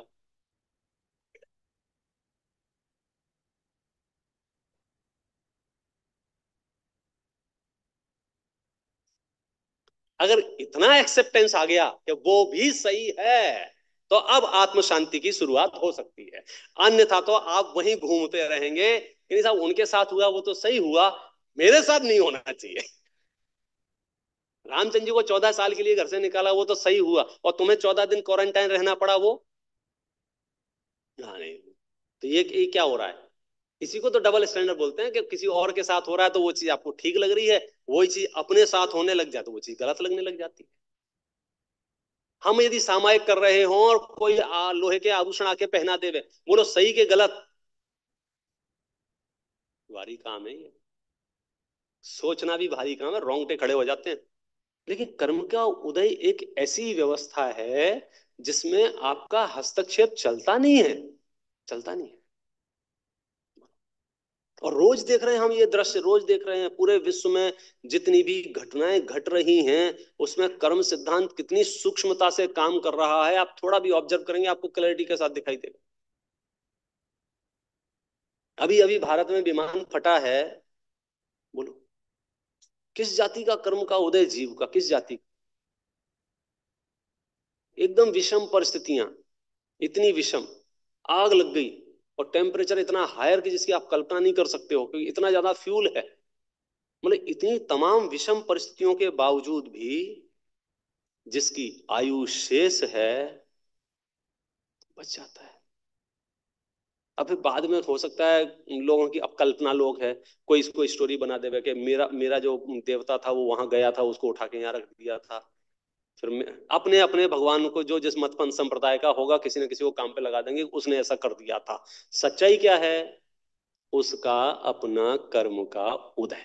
अच्छा, उसका ही भाई एक और बैठा हुआ है, उसका ही भाई बैठा हुआ है, आयुष नहीं है। तो पूरी दुनिया में जो कुछ भी हो रहा है वह आपको थोड़ा व्यवस्थित दिख रहा है कि नहीं दिख रहा है? सब कुछ सिस्टम से चल रहा है कि कहीं गड़बड़ी हो रही है? जैन दर्शन में कंप्लेंट विभाग नहीं है, मैंने पहले ही बताया था। कोई सुनवाई नहीं है यहाँ। अरे जो स्वयं तीर्थंकर बनने जा रहे हैं, जो स्वयं मोक्ष में जा रहे हैं, उनके जीवन में भी पाप का उदय आया है कि नहीं आया है? उनकी कहीं कोई सुनवाई नहीं हुई तो हमारी क्या सुनवाई होगी? हम जुगाड़ ढूंढ रहे हैं, भगवान कुछ तो होगा, कुछ तो होगा, मैं 50 करोड़ रुपया कमाया, नष्ट नहीं होना चाहिए। भगवान कहते हैं कि जब द्वारिका नगरी पूरे सोने की थी, देखते देखते खत्म हो गई, हम तुम्हारे सोने की क्या गारंटी लेंगे, बोलो। हमारा मन क्या कह रहा है? नहीं नहीं, बोले आपकी द्वारका नगरी जल गई, जल जाने दो, मेरे यहाँ कुछ नहीं होना चाहिए। अरे कमाल करता है भाई। हम और तुम अलग अलग थोड़ी है, एक ही दुनिया के हिस्से हैं ना। तो कर्म सिद्धांत कैसे वर्क करता है? ऑटोमेशन पे वर्क करता है। कैसे वर्क करता है? अपना अपना वर्क करता है। ऐसा संभव है क्या आप मेरे लिए पूजा करें, पाठ करें, स्वाध्याय करें, माला जपें, उससे मेरे कर्म के उदय में कुछ परिवर्तन हो जाए? अहस्तांतरणीय है ये कर्म का उदय, मतलब ट्रांसफरेबल नहीं है। ऐसा नहीं है कि माता बेटा दो हैं और बेटे को तकलीफ हो रही है तो माता ऐसा सोचे कि आधी तकलीफ मुझे हो जाए। नहीं, जिस जीव ने जैसा बांधा है उस जीव को वैसी होगी, दूसरा इसमें हस्तक्षेप नहीं कर सकता है। मूल सूत्र हैं शास्त्रों के, सर्वम सदैव नियतम भवति स्वकीय कर्मोदयान मरण जीवित दुख सौख्यम अज्ञान में तदिह यत्तु परः परस्य कुर्यात् पुमान मरण जीवित दुख सौख्यम। भाव सिंपल है इसका, कि जीवन मरण सुख दुख हानि लाभ, जो कुछ भी आप देख रहे हैं इस विश्व में, सभी जीवों के अपने अपने कर्म के उदय से है। भैया सरल है कि कठिन है? आप हाँ, एक क्वेश्चन था। हाँ बिल्कुल बिल्कुल।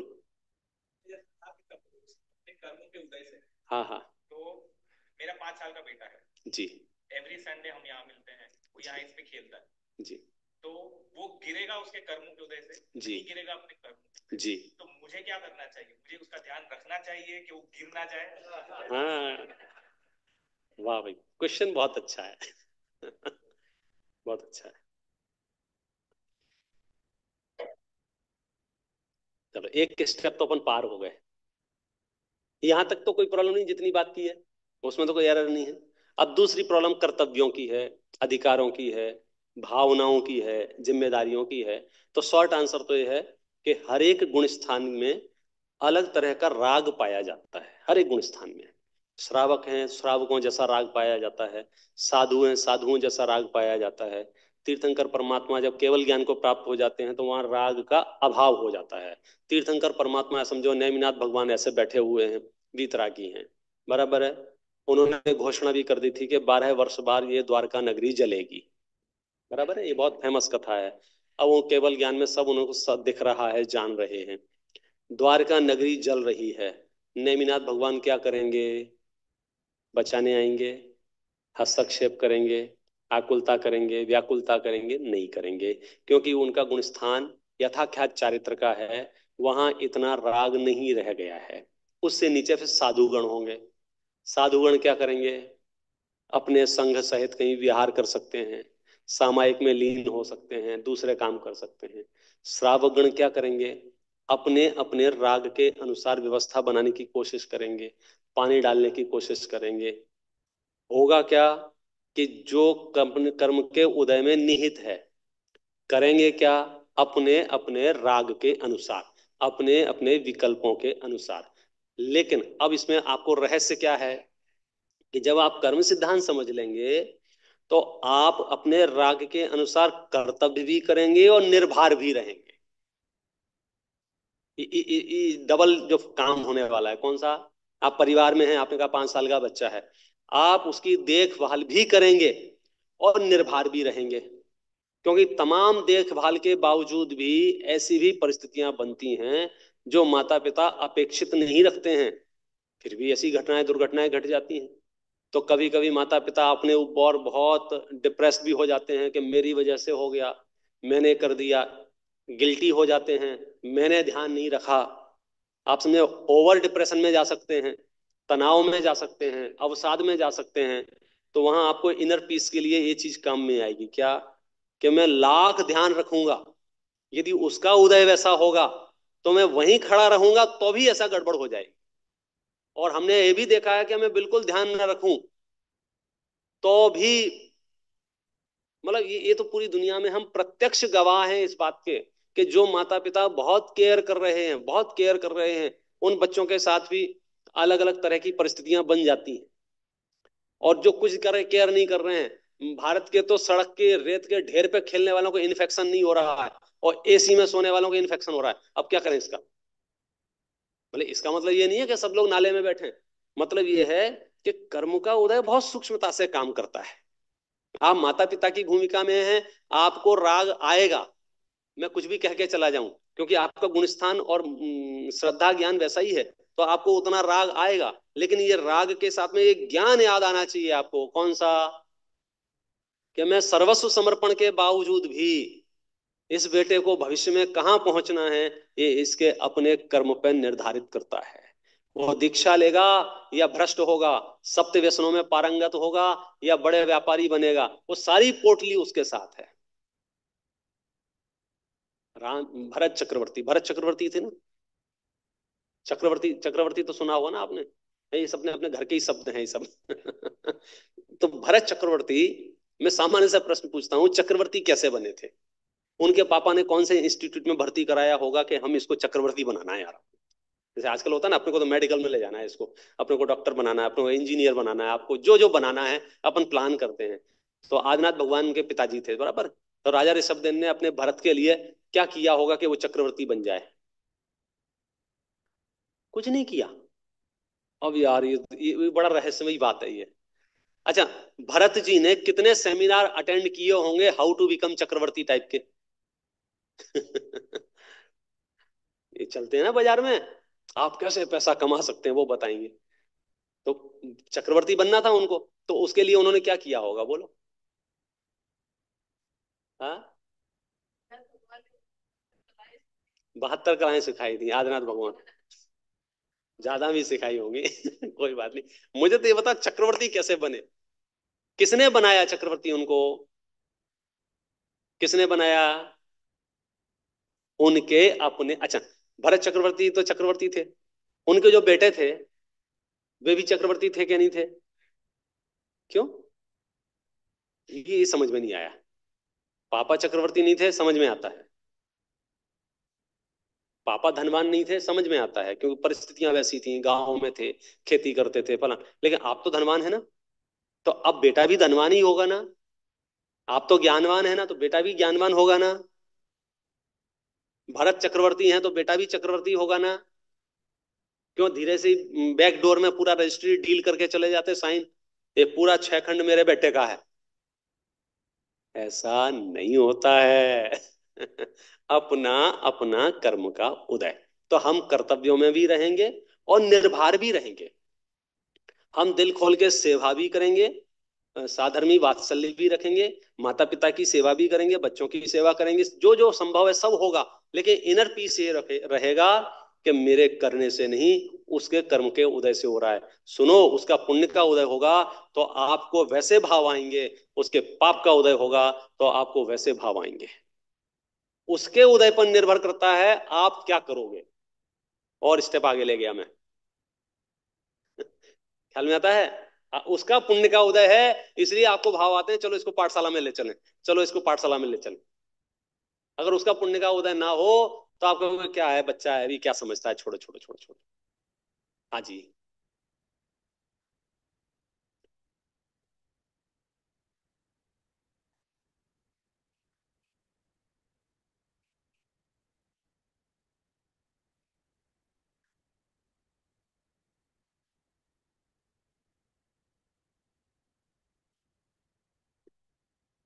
नहीं, फिर से बोलिए।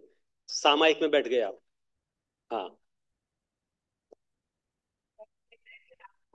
नहीं करना है, सामयिक में बैठे बैठे हम फोन आंसर नहीं करना है, ठीक है। लेकिन फिर भी इतनी रिंग बजती है तो कभी ऐसे सोच में आता है कि वो कुछ पर्सनल, कुछ फैमिली का होगा, लेना चाहिए, और ले लेते हैं, और मन मन कहता है कि कुछ गलत किया, बराबर नहीं किया, क्योंकि हमारा धर्म कहता है कि नहीं करना चाहिए। तो वो कर्म कैसे हो सकता है? समझ गया। देखो, हमको कर्मों का, अभी जितनी भी मैंने बात की है ना 1 घंटे में, मैंने कर्मों का बहुत मोटा रूप बताया है, बहुत मोटा, और बाहर बाहर से। जब इसकी इन डिटेल में जाएंगे तो द्रव्य कर्म होंगे, भाव कर्म होंगे। द्रव्य कर्मों में जाएंगे तो ज्ञानावरण, दर्शनावरण, अंतराय, मोहिनी, आयु, नाम, गोत्र, वेदनी, ये 8 प्रकार के कर्म होंगे। और इनके भी डिटेल में जाएंगे तो 148 प्रकार की प्रकृतियां होंगी, बराबर है? उन 148 कर्म प्रकृतियों के उदय में शरीर आदि संयोगों से लेकर जीव के अनेक प्रकार के भाव होते हैं, निमित्त नैमित्तिक उनका संबंध है। आपने जो प्रश्न पूछा है वह पूछा है कि सामायिक में बैठे हुए हैं और रिंग बज गई, यानी अंतराय आ गया, बराबर ना? अंतराय आया। अच्छा, अंतराय अभी नहीं आया है। अंतराय कब आया? कि जब मैंने सामायिक छोड़ के फोन अटेंड किया। जब तक रिंग बज रही थी तब तक कोई प्रॉब्लम नहीं था।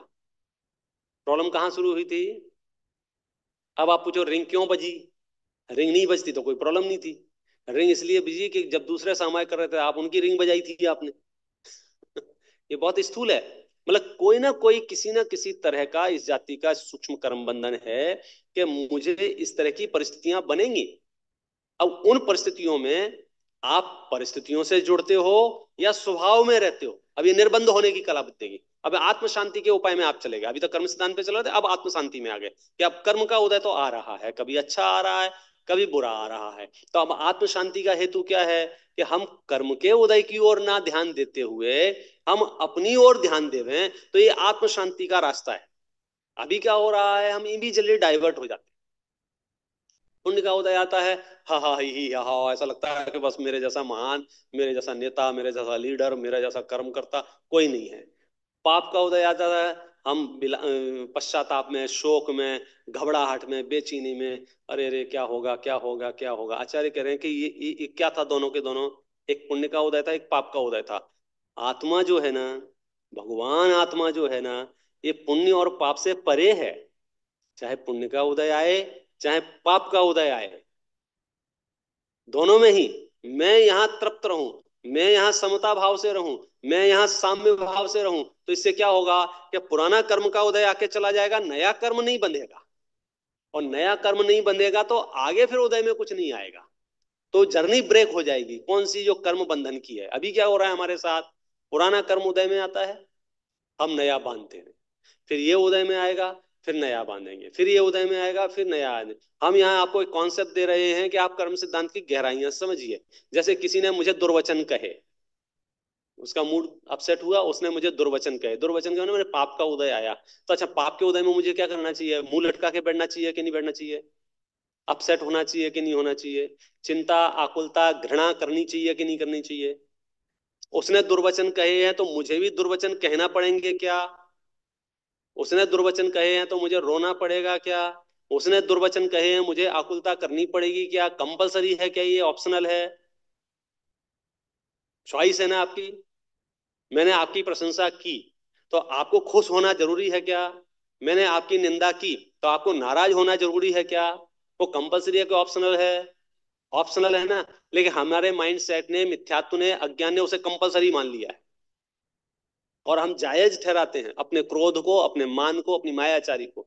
जैसे किसी ने आपको गालियां दी हो ना, बदले में आपने गालियां दी हो, और कोई आपसे पूछे भाई साहब आपने गालियां क्यों दी, तो पता है आपके पास जेन्युइन रीजन क्या है? उसने दी थी पहले। अब आपको यहां सूक्ष्मता की ओर ले जा रहे हैं। उसने जो गालियां दी थी वो क्या था? मेरे पाप कर्म का उदय। और अच्छा, आपने गालियां दी उसका क्या मतलब है?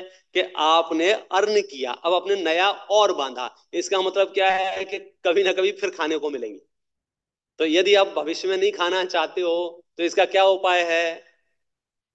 आप प्रतिक्रिया मत दीजिए। अब ये बड़ा कठिन फेज होता है, क्योंकि हम अज्ञानी मिथ्या दृष्टियों के बीच में रहते हैं ना। तो वहां हमको बड़ा लो फील कराया जाता है यदि हम किसी की गालियां खा लेवें, या अपमान सह लेवें, इंसल्ट सह लेवें। तो मैं शुरू शुरू में तो जब नए होते हैं पता नहीं रहता है, कहीं ऐसी थोड़ी कुछ बात हो गई, मैंने अपने दोस्त को बताई कि ऐसा ऐसा हो गया, तो उसने मुझे ऐसा आधा घंटा कन्विंस किया जैसे बहुत बड़ा अनर्थ हो गया है। तुमने ऐसे कैसे सुन लिया?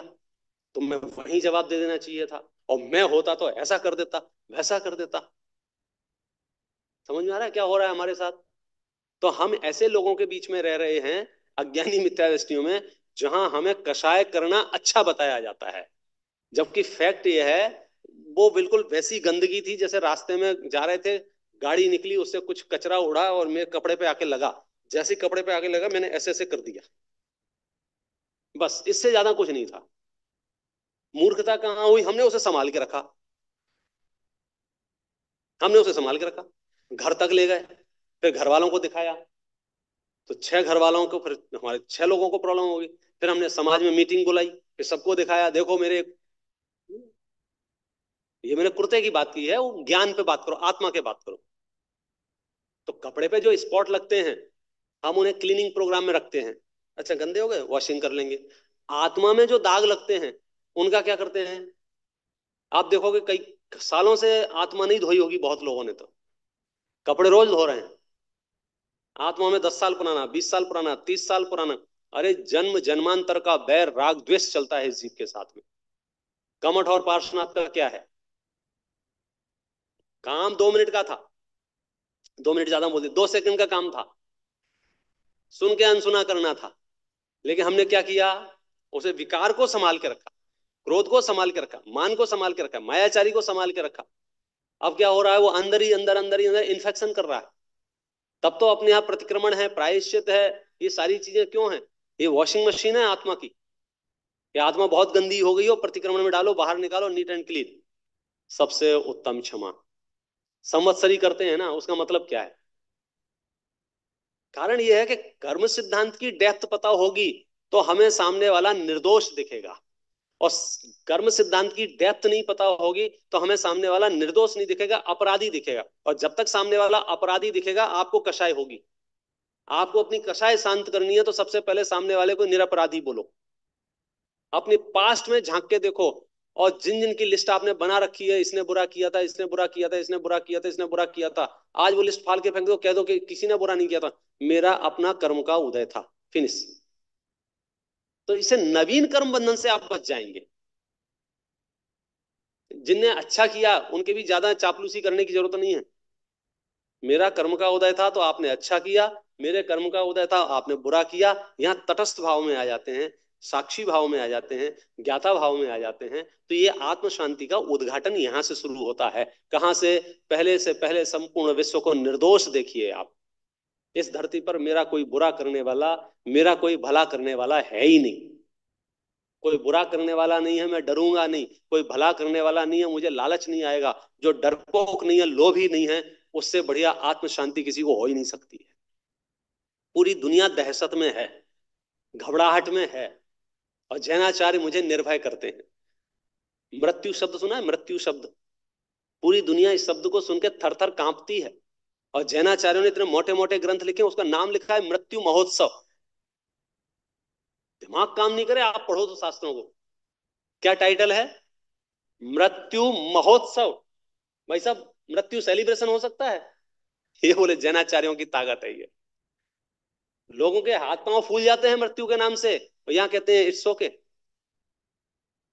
जैसे कपड़े बदलते थे वैसे शरीर बदल लेंगे, इसमें हाय तौबा वाली क्या बात है? लेकिन शरीर को ही जिन्होंने आत्मा मान लिया है, वो कितना ही धर्म कर्म करें, शरीर नहीं छोड़ना चाहते। और आचार्य क्या कहते हैं? ये तो किराए का घर है, खाली करना पड़ेगा। समाधि मरण आनंद का विषय है, कष्ट का नहीं। बचपन से आपने एक पंक्ति पढ़ी होगी, अपने यहाँ तो बहुत प्रसिद्ध है, लाखों वर्षों तक जीऊं या मृत्यु आज ही आ जावे। क्या मतलब है इसका? पैकेज समझ में आया आपको आत्म शांति का? कि मुझे इस बात की परवाह ही नहीं है, यदि मेरे पास लाखों वर्ष होंगे, इट्स ओके। बिल्कुल समय नहीं है, इट्स ओके। मतलब इतना सहजता रहना पड़ेगा आत्म शांति के लिए। हम अभी बहुत असहज हैं। मुझे शरीर को ठीक करना है, मुझे फैमिली को ठीक करना है, मुझे सोसाइटी को ठीक करना है, मुझे लोगों को ठीक करना है, मुझे पूरी दुनिया को ठीक करना है। और तीर्थंकर परमात्मा संदेश दे रहे हैं, बेटा तू ठीक हो जा, बाकी सब ठीक है। ये शॉर्टकट है। ये तो अवसर पर काल है, इसलिए ये उपदेश दुर्लभ हो गया है। वरना तो ये शास्त्रों के पाठ बच्चे बच्चे करते थे इस धरती पर। घर घर में तत्वा सूत्र पढ़ा जाता था, कंठ में रहता था, भक्तांबर कंठ में रहता था, ये सिद्धांत कंठ में रहते थे। जो भी है, जैसे भी परिस्थिति है, आज मुझे समझने का अवसर मिला है। कर्म सिद्धांत का मतलब समझ में आया? ऑटोमेटिक व्यवस्था। मेरे सर पे इतने बाल क्यों हैं? मेरे कर्म के उदय से। एक एक बाल झड़ेगा तो कर्म के उदय से, रहेगा तो कर्म के उदय से। आप आश्चर्य में, इतनी सूक्ष्म गण, नाम कर्म की 93 प्रकृतियां हैं भाई साहब। 93 प्रकृतियां, एक एक। शरीर का रंग ऐसा क्यों है, शरीर का वजन ऐसा क्यों है, शरीर का आकार ऐसा क्यों है, शरीर मोटा क्यों है, पतला क्यों है, स्वस्थ क्यों है, निरोग क्यों है, रोग क्यों, सारा का सारा डिपार्टमेंट कर्मों का है।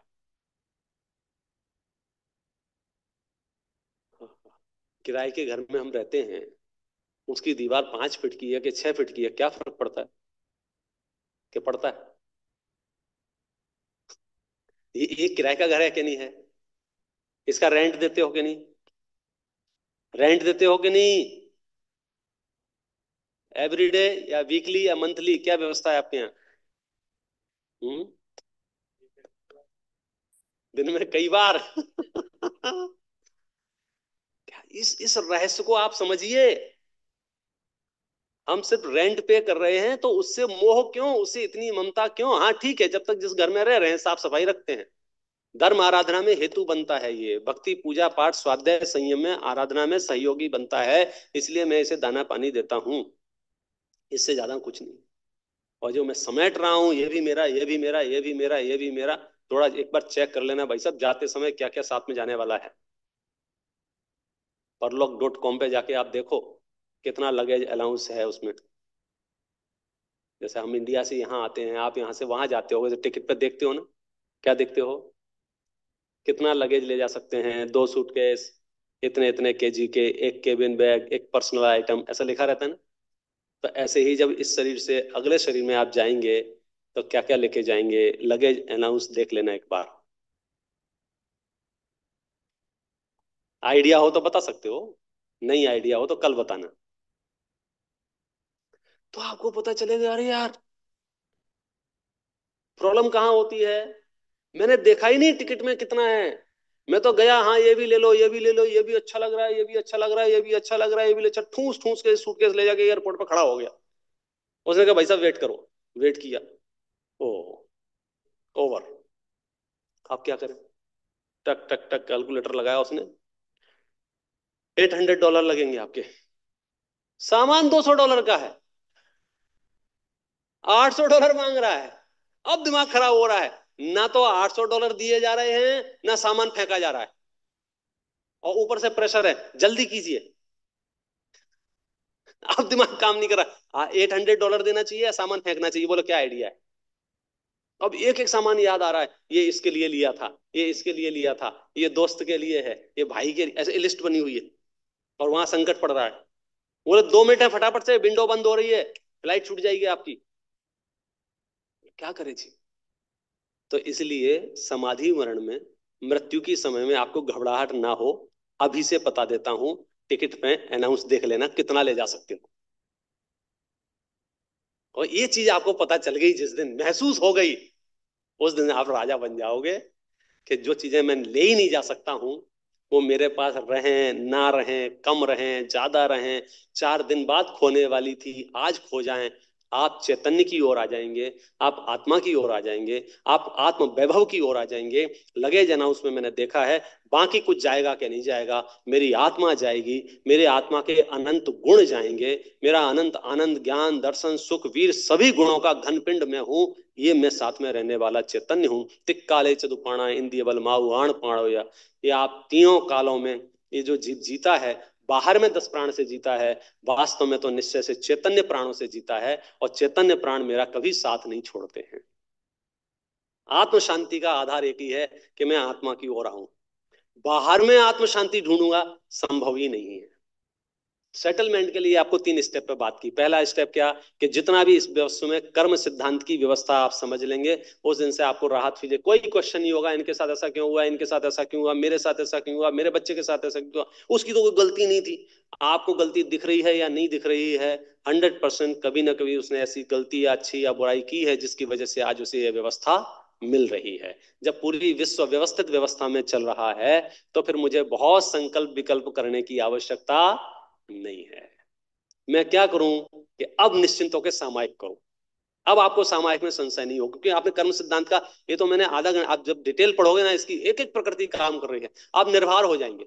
हम कभी कभी आवश्यकता से अधिक विकल्प करते हैं, आवश्यकता से अधिक आकुलता करते हैं, एक्स्ट्रा सोचते हैं। कोविड में लोग यहाँ कितना सोच सोच के परेशान हो रहे थे, क्या होगा क्या होगा क्या होगा। अरे जो होगा सो कर्म के उदय के अनुसार होगा। तुम्हारे पास 5 दिन हो या 15 दिन हो या 50 दिन हो या 5 मिनट हो, तुम्हारा काम है प्रसन्नता से चैतन्य का अनुभव करो। आप देखो शांति कहाँ जाएगी। आपकी शांति आपके पास है, किसी दूसरे से लाके देनी नहीं है, किसी दूसरे से खरीदने जानी नहीं है।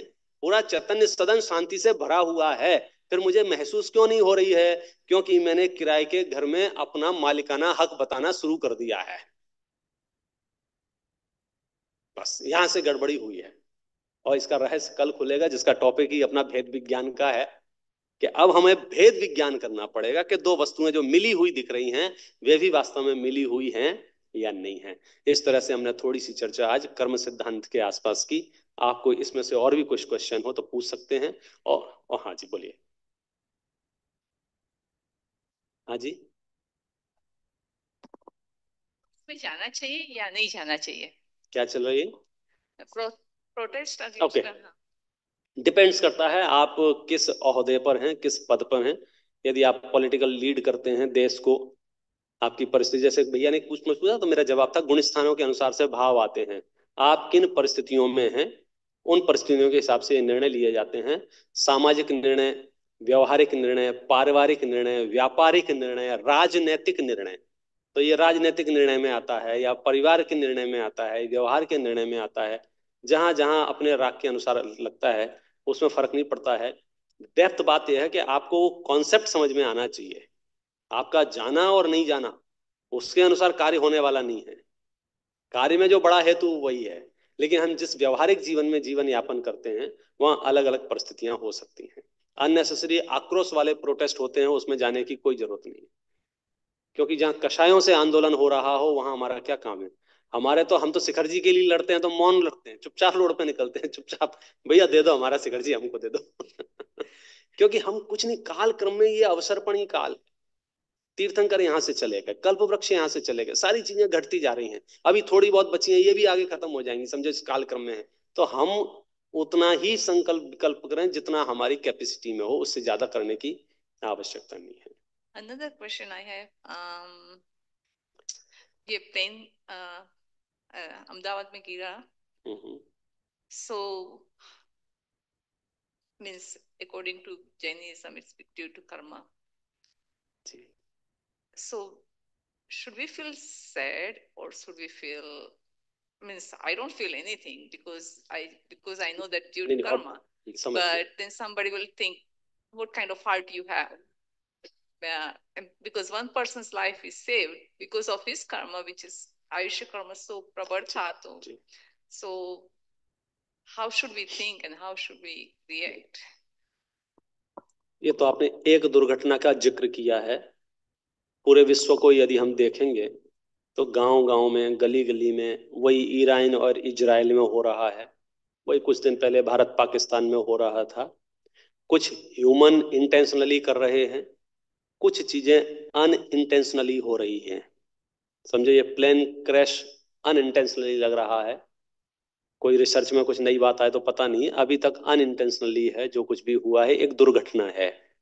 इजराइल ईरान का या हिंदुस्तान पाकिस्तान का या रूस यूक्रेन का, ये जो दिख रहा है इंटेंशनली दिख रहा है. हम इन दोनों के बियॉन्ड बात कर रहे हैं कि अब वो जो बमबारी हो रही है उसमें जो लोग मर रहे हैं या बच रहे हैं या जी रहे हैं या आधे मर रहे हैं, उसका लॉजिक क्या है. हम वहां जाके बात कर. हमको क्या है, देखो ये सारी चर्चाएं हम क्यों कर रहे हैं.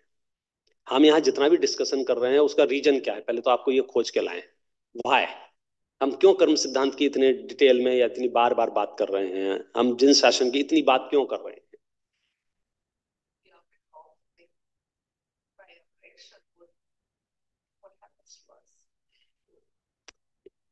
सेंटर पॉइंट इतना सा है, मैं बेचैन रहता हूं, मैं दुखी रहता हूं, मैं परेशान रहता हूं, मैं आकुलता करता हूं. इसलिए मुझे सत्य समझना है ताकि मैं निर्भर रहूं, निश्चिंत रहूं, निराकुल रहूं. मैं निश्चिंत, निराकुल, निर्भर रहूंगा तो हो सकता है मैं किसी दूसरे को भी हेल्प कर सकूं निर्भर रहने में, निश्चिंत रहने में. इसलिए मैं ये चीजें पढ़ रहा हूं, सुन रहा हूं, समझ रहा हूं. लोग आकुलता में जी रहे हैं, मुझे निराकुल मार्ग पसंद है. और इस मार्ग पर चलने से, इस मार्ग को समझने से मुझे निराकुलता आती है. अब मैं सामायिक कर सकता हूं, मैं पूजन कर सकता हूं, मैं स्वाध्याय कर सकता हूं, मैं दूसरी चीजें कर सकता हूं. परिवार में हूं तो परिवार के कर्तव्य होंगे, व्यापार में है व्यापार के कर्तव्य होंगे, राजनीति में है राजनीति के कर्तव्य होंगे. उन कर्तव्यों के साथ में ये बोध होना चाहिए कि आप सच में क्या कर सकते हैं और क्या नहीं कर सकते हैं. तो पर्दे के पीछे की सच्चाई क्या है. सर्वम सदैव नियतम भवती स्वकीय कर्मोदय. आप चाह के मेरा भला नहीं कर सकते हो. ये बहुत सूक्ष्म सिद्धांत बात चल रही है और ये सामायिक में बैठने के पहले की समझ है. ये हम क्या कर रहे हैं, मोक्ष मार्ग के कारणों की चर्चा कर रहे हैं. और मोक्ष मार्ग के कारणों पर चलने के लिए रत्नत्रय और वीतरागता की रिक्वायरमेंट है. और हमें इस मार्ग पे याद आ रही है, यार मेरी फैमिली का क्या होगा, मेरे परिवार का क्या होगा, मेरे देश का क्या होगा, लोगों का क्या होगा. कि हम 1 घंटे इसलिए डिस्कशन कर ही नहीं रहे थे. यदि उस पर डिस्कशन करना है तो पार्ट 2 चलेगा चरणान योग का. फिर हम कहेंगे सबका भला हो, सबका मंगल हो, सबका उदय हो, प्रेम भाव हो सब जीवों में, दुखी जगहों में करुणा बहना चाहिए, माध्यस्थ भाव होना चाहिए विपरीत वृत्ति वालों में. तो वो चरणान योग का पार्ट आ जाएगा. ये आत्म साधना के लिए हमको पहले अपने चित्त को शांत करना पड़ेगा. ये बहुत हार्ड काम है. हमारा चित्त शांत और निर्मल नहीं होगा, हम सही निर्णय नहीं ले पाएंगे. भावुकता में इमोशनली जो निर्णय लेंगे वो हमारे काम नहीं आएंगे. तो चित्त शांत कब रहेगा, जब हमको कॉन्सेप्ट पता होगा. आप फ्लाइट में जब बैठते हैं एक अनाउंसमेंट होता है कि ऑक्सीजन का मास्क आएगा. मैं पहली बार बैठा तो मुझे बहुत टेंशन हो गया. क्या बोले वो, कि अगर आपके साथ कोई बच्चा है तो पहले मास्क आप लगाइए फिर बच्चे को पहनाइए. मैंने सुनते कि केस पागल आदमी, ऐसे ऐसे थोड़ी होता है. पहले बच्चे को लगाना चाहिए फिर हमको लगाना चाहिए. लेकिन जब आपको पता चला कि नहीं, इसके पीछे का ये रीजन है. आपने अगर पहले बच्चे को लगाया और बाद में आपने लगाया, और या आप लगाने से पहले ही निकल लिए, तो बच्चा तो 2 मिनट में फेंक देगा निकाल के. तो संभावना क्या हो गई, 2 दुर्घटनाएं हो सकती हैं. इसलिए पहले आप लगाइए फिर बच्चे को लगाइए, तो कम से कम वो लगा रहेगा. तो हर एक चीज के पीछे कॉन्सेप्ट है.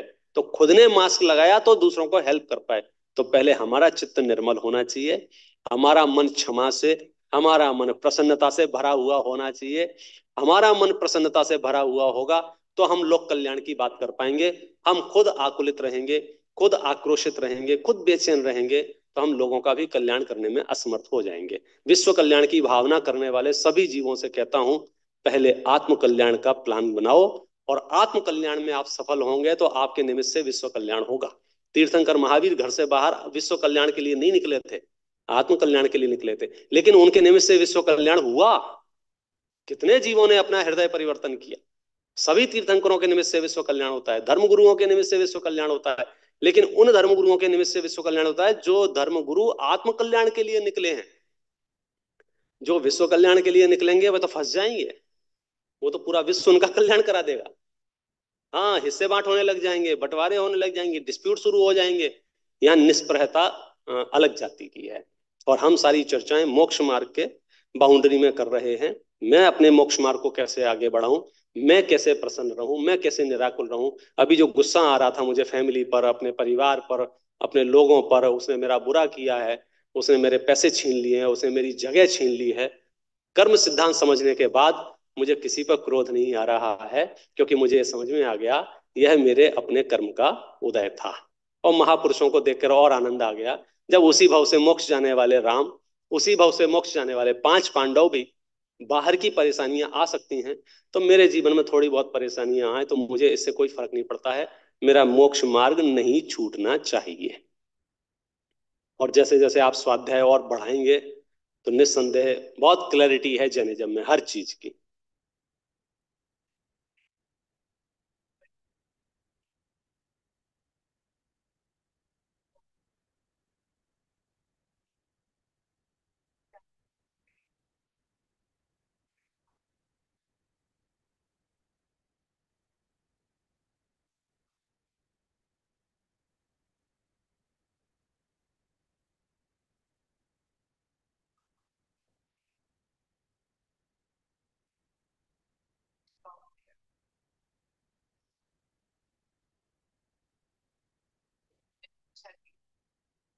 ये तो कैसे थिंक करना चाहिए? नहीं देखो, दोनों अलग अलग पार्ट हो रहे हैं। एक है फिलॉसफी, एक है बिहेव। फिलॉसफी आपको बहुत बारीकी से जो हो रहा है उसका कॉन्सेप्ट बताएंगे, जैसे मोबाइल में होता है ना मदरबोर्ड, इसमें ये चिप है, ये ऐसा है, ऐसा कैसे फंक्शन कर रहा है वो बताएंगे। एक है हरा बटन लाल बटन, इससे कॉल लगेगा, इससे कटेगा। तो अब आपका जो है कि ये एक्सीडेंट हुआ तो कैसे थिंक करना चाहिए, इसमें डिपेंड करता है कौन किस भूमिका में है। सामान्य श्रावकों की भूमिका में उनकी पहली थिंकिंग आई कैसे इनको बचाया जा सकता है, कहने कैसे इनको हेल्प की जा सकती है, कैसे इनकी सुरक्षा की जा सकती है। सबसे पहले हेल्प का भाव, दया का भाव उसके मन में आएगा ही आएगा, बराबर है। लेकिन परिस्थितियां ऐसी होती हैं कि समझो इतने लोग हैं और 140 करोड़ हेल्प करने वाले, तो उसके भी अपने दायरे होते हैं, सबकी लिमिट होती है।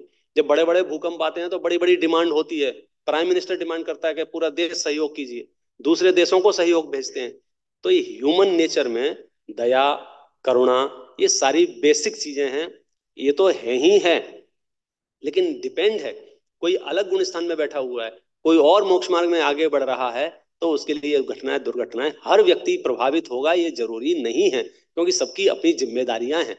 गवर्नमेंट के भी इतने डिपार्टमेंट हैं, लेकिन उस एक्सीडेंट में कौन सा डिपार्टमेंट एक्टिव होगा? ऐसा नहीं है कि सारे डिपार्टमेंट अपना अपना काम छोड़ के सब प्लेन की हेल्प करने आ जाएंगे। वहां फायर ब्रिगेड वाला डिपार्टमेंट एक्टिव होगा तो पर्टिकुलर डिपार्टमेंट ही एक्टिव होगा। हमारे इमोशन क्या कह रहे हैं, अरे यार तुम यहाँ बैठ के कंप्यूटर पर काम कर रहे हो, वहां अरे भैया वहां जाने वाले अलग हैं और ये कंप्यूटर पर काम करने वाले अलग हैं। तो ये विश्व बहुत बड़ा है, बहुत बड़ा है। सबसे पहले तो मैं अपने दिमाग जो गर्म रहता है ना उसको ठंडा कर रहा हूं। कैसे? स्टेप नंबर 1, कर्म सिद्धांत। आपको इतनी भी आकुलता करने की जरूरत नहीं है, बिना आकुलता किए आपको जो करना है, हमें आपकी कोई दिक्कत नहीं है। और आकुलता करके आप कुछ भी करोगे हम करेंगे, इससे क्या फायदा होगा? क्योंकि ऐसा नहीं हो जाए कि कर्तव्य में कर्म बंधन ज्यादा हो जाए। यहाँ निर्भर रह के सेवा है, यहाँ निष्प्रह सेवा है, यहाँ कामना सेवा नहीं, मैं आपकी हेल्प कर रहा हूँ इसके बदले में मुझे कुछ नहीं चाहिए। यहाँ भगवान की भक्ति भी निष्काम भक्ति है, हम भगवान से अपेक्षा नहीं रखते, निष्प्रहता है, इसलिए व्यवस्था ऐसी है। और रही बात जो दूसरा पॉइंट आपने कहा कि वो ऐसा करते हैं वो ऐसा करते हैं, तो आप जब 6 काल का स्वरूप पढ़ेंगे तो उसमें अवसर्पणी उत्सर्पणी काल दोनों आएंगे। जैन दर्शन के ह्रास का काल भी है और जैन दर्शन के उत्थान का काल भी है। फिर से 24 तीर्थंकर होंगे, फिर से बगिया लहलहाएगी, फिर से गायब होंगे। ये अप डाउन चलते रहेंगे। इस अप डाउन में भी मैं अपना काम कर लूं, ये बहुत जरूरी है। क्योंकि इस अप को हम नहीं रोक सकते। कोई दावा करे तो करता रहे, तीर्थंकर नहीं रोक पाए। भगवान महावीर भी निकल ही गए ना मोक्ष में, इस बात की चिंता किए बिना कि मेरे मामा का क्या होगा, चाचा का क्या होगा, भाई का क्या होगा, बहन का क्या होगा। हाँ, जब तक गृहस्थ दशा में थे उन्हें सबकी जितना कर्तव्य था वो सब करते थे। ऐसा थोड़ी था गृहस्थ दशा में कर्तव्य नहीं करते थे, कर्तव्यों का निषेध नहीं है कहीं भी। लेकिन हर एक की अपनी रिस्पॉन्सिबिलिटी और भूमिका है, हर एक का अपना ओहदा है। हर कोई हर काम करेगा जरूरी नहीं है, लेकिन समझेंगे सब ये जरूरी है। अंतिम सत्य आपको समझना पड़ेगा कि आप यहाँ बैठे हैं, आपके साथ जो कुछ भी हो रहा है या भविष्य में जो कुछ भी होगा वो आपके अपने कर्म के उदय से होगा। सनत कुमार चक्रवर्ती 6 खंड के अधिपति हैं, रूप सौंदर्य वाले हैं, लेकिन जब दीक्षा ली उन्होंने 700 वर्ष तक कोढ़ रहा उनको। अब कहाँ चक्रवर्ती और कहाँ कोढ़। जैन दर्शन की न्याय व्यवस्था में दोनों सहज स्वीकार है। इस सहजता का नाम मोक्ष मार्ग है। क्योंकि सहजता में राग द्वेष नहीं है, क्रोध नहीं है, कर्म बंधन नहीं है। जहां कर्म बंधन नहीं है वहां मुक्ति होनी ही होनी है। इसलिए ये सिद्धांत इतनी डेप्थ में अपन बात करने की कोशिश करते हैं।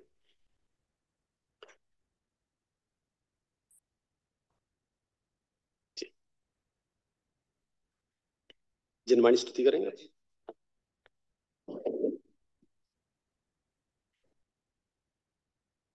निज निधि निज में बताई, यह अनंत उपकार है। इसके लिए जिन वाणी माँ को वंदना शत बार है, वंदना शत बार है। नमोकार मंत्र।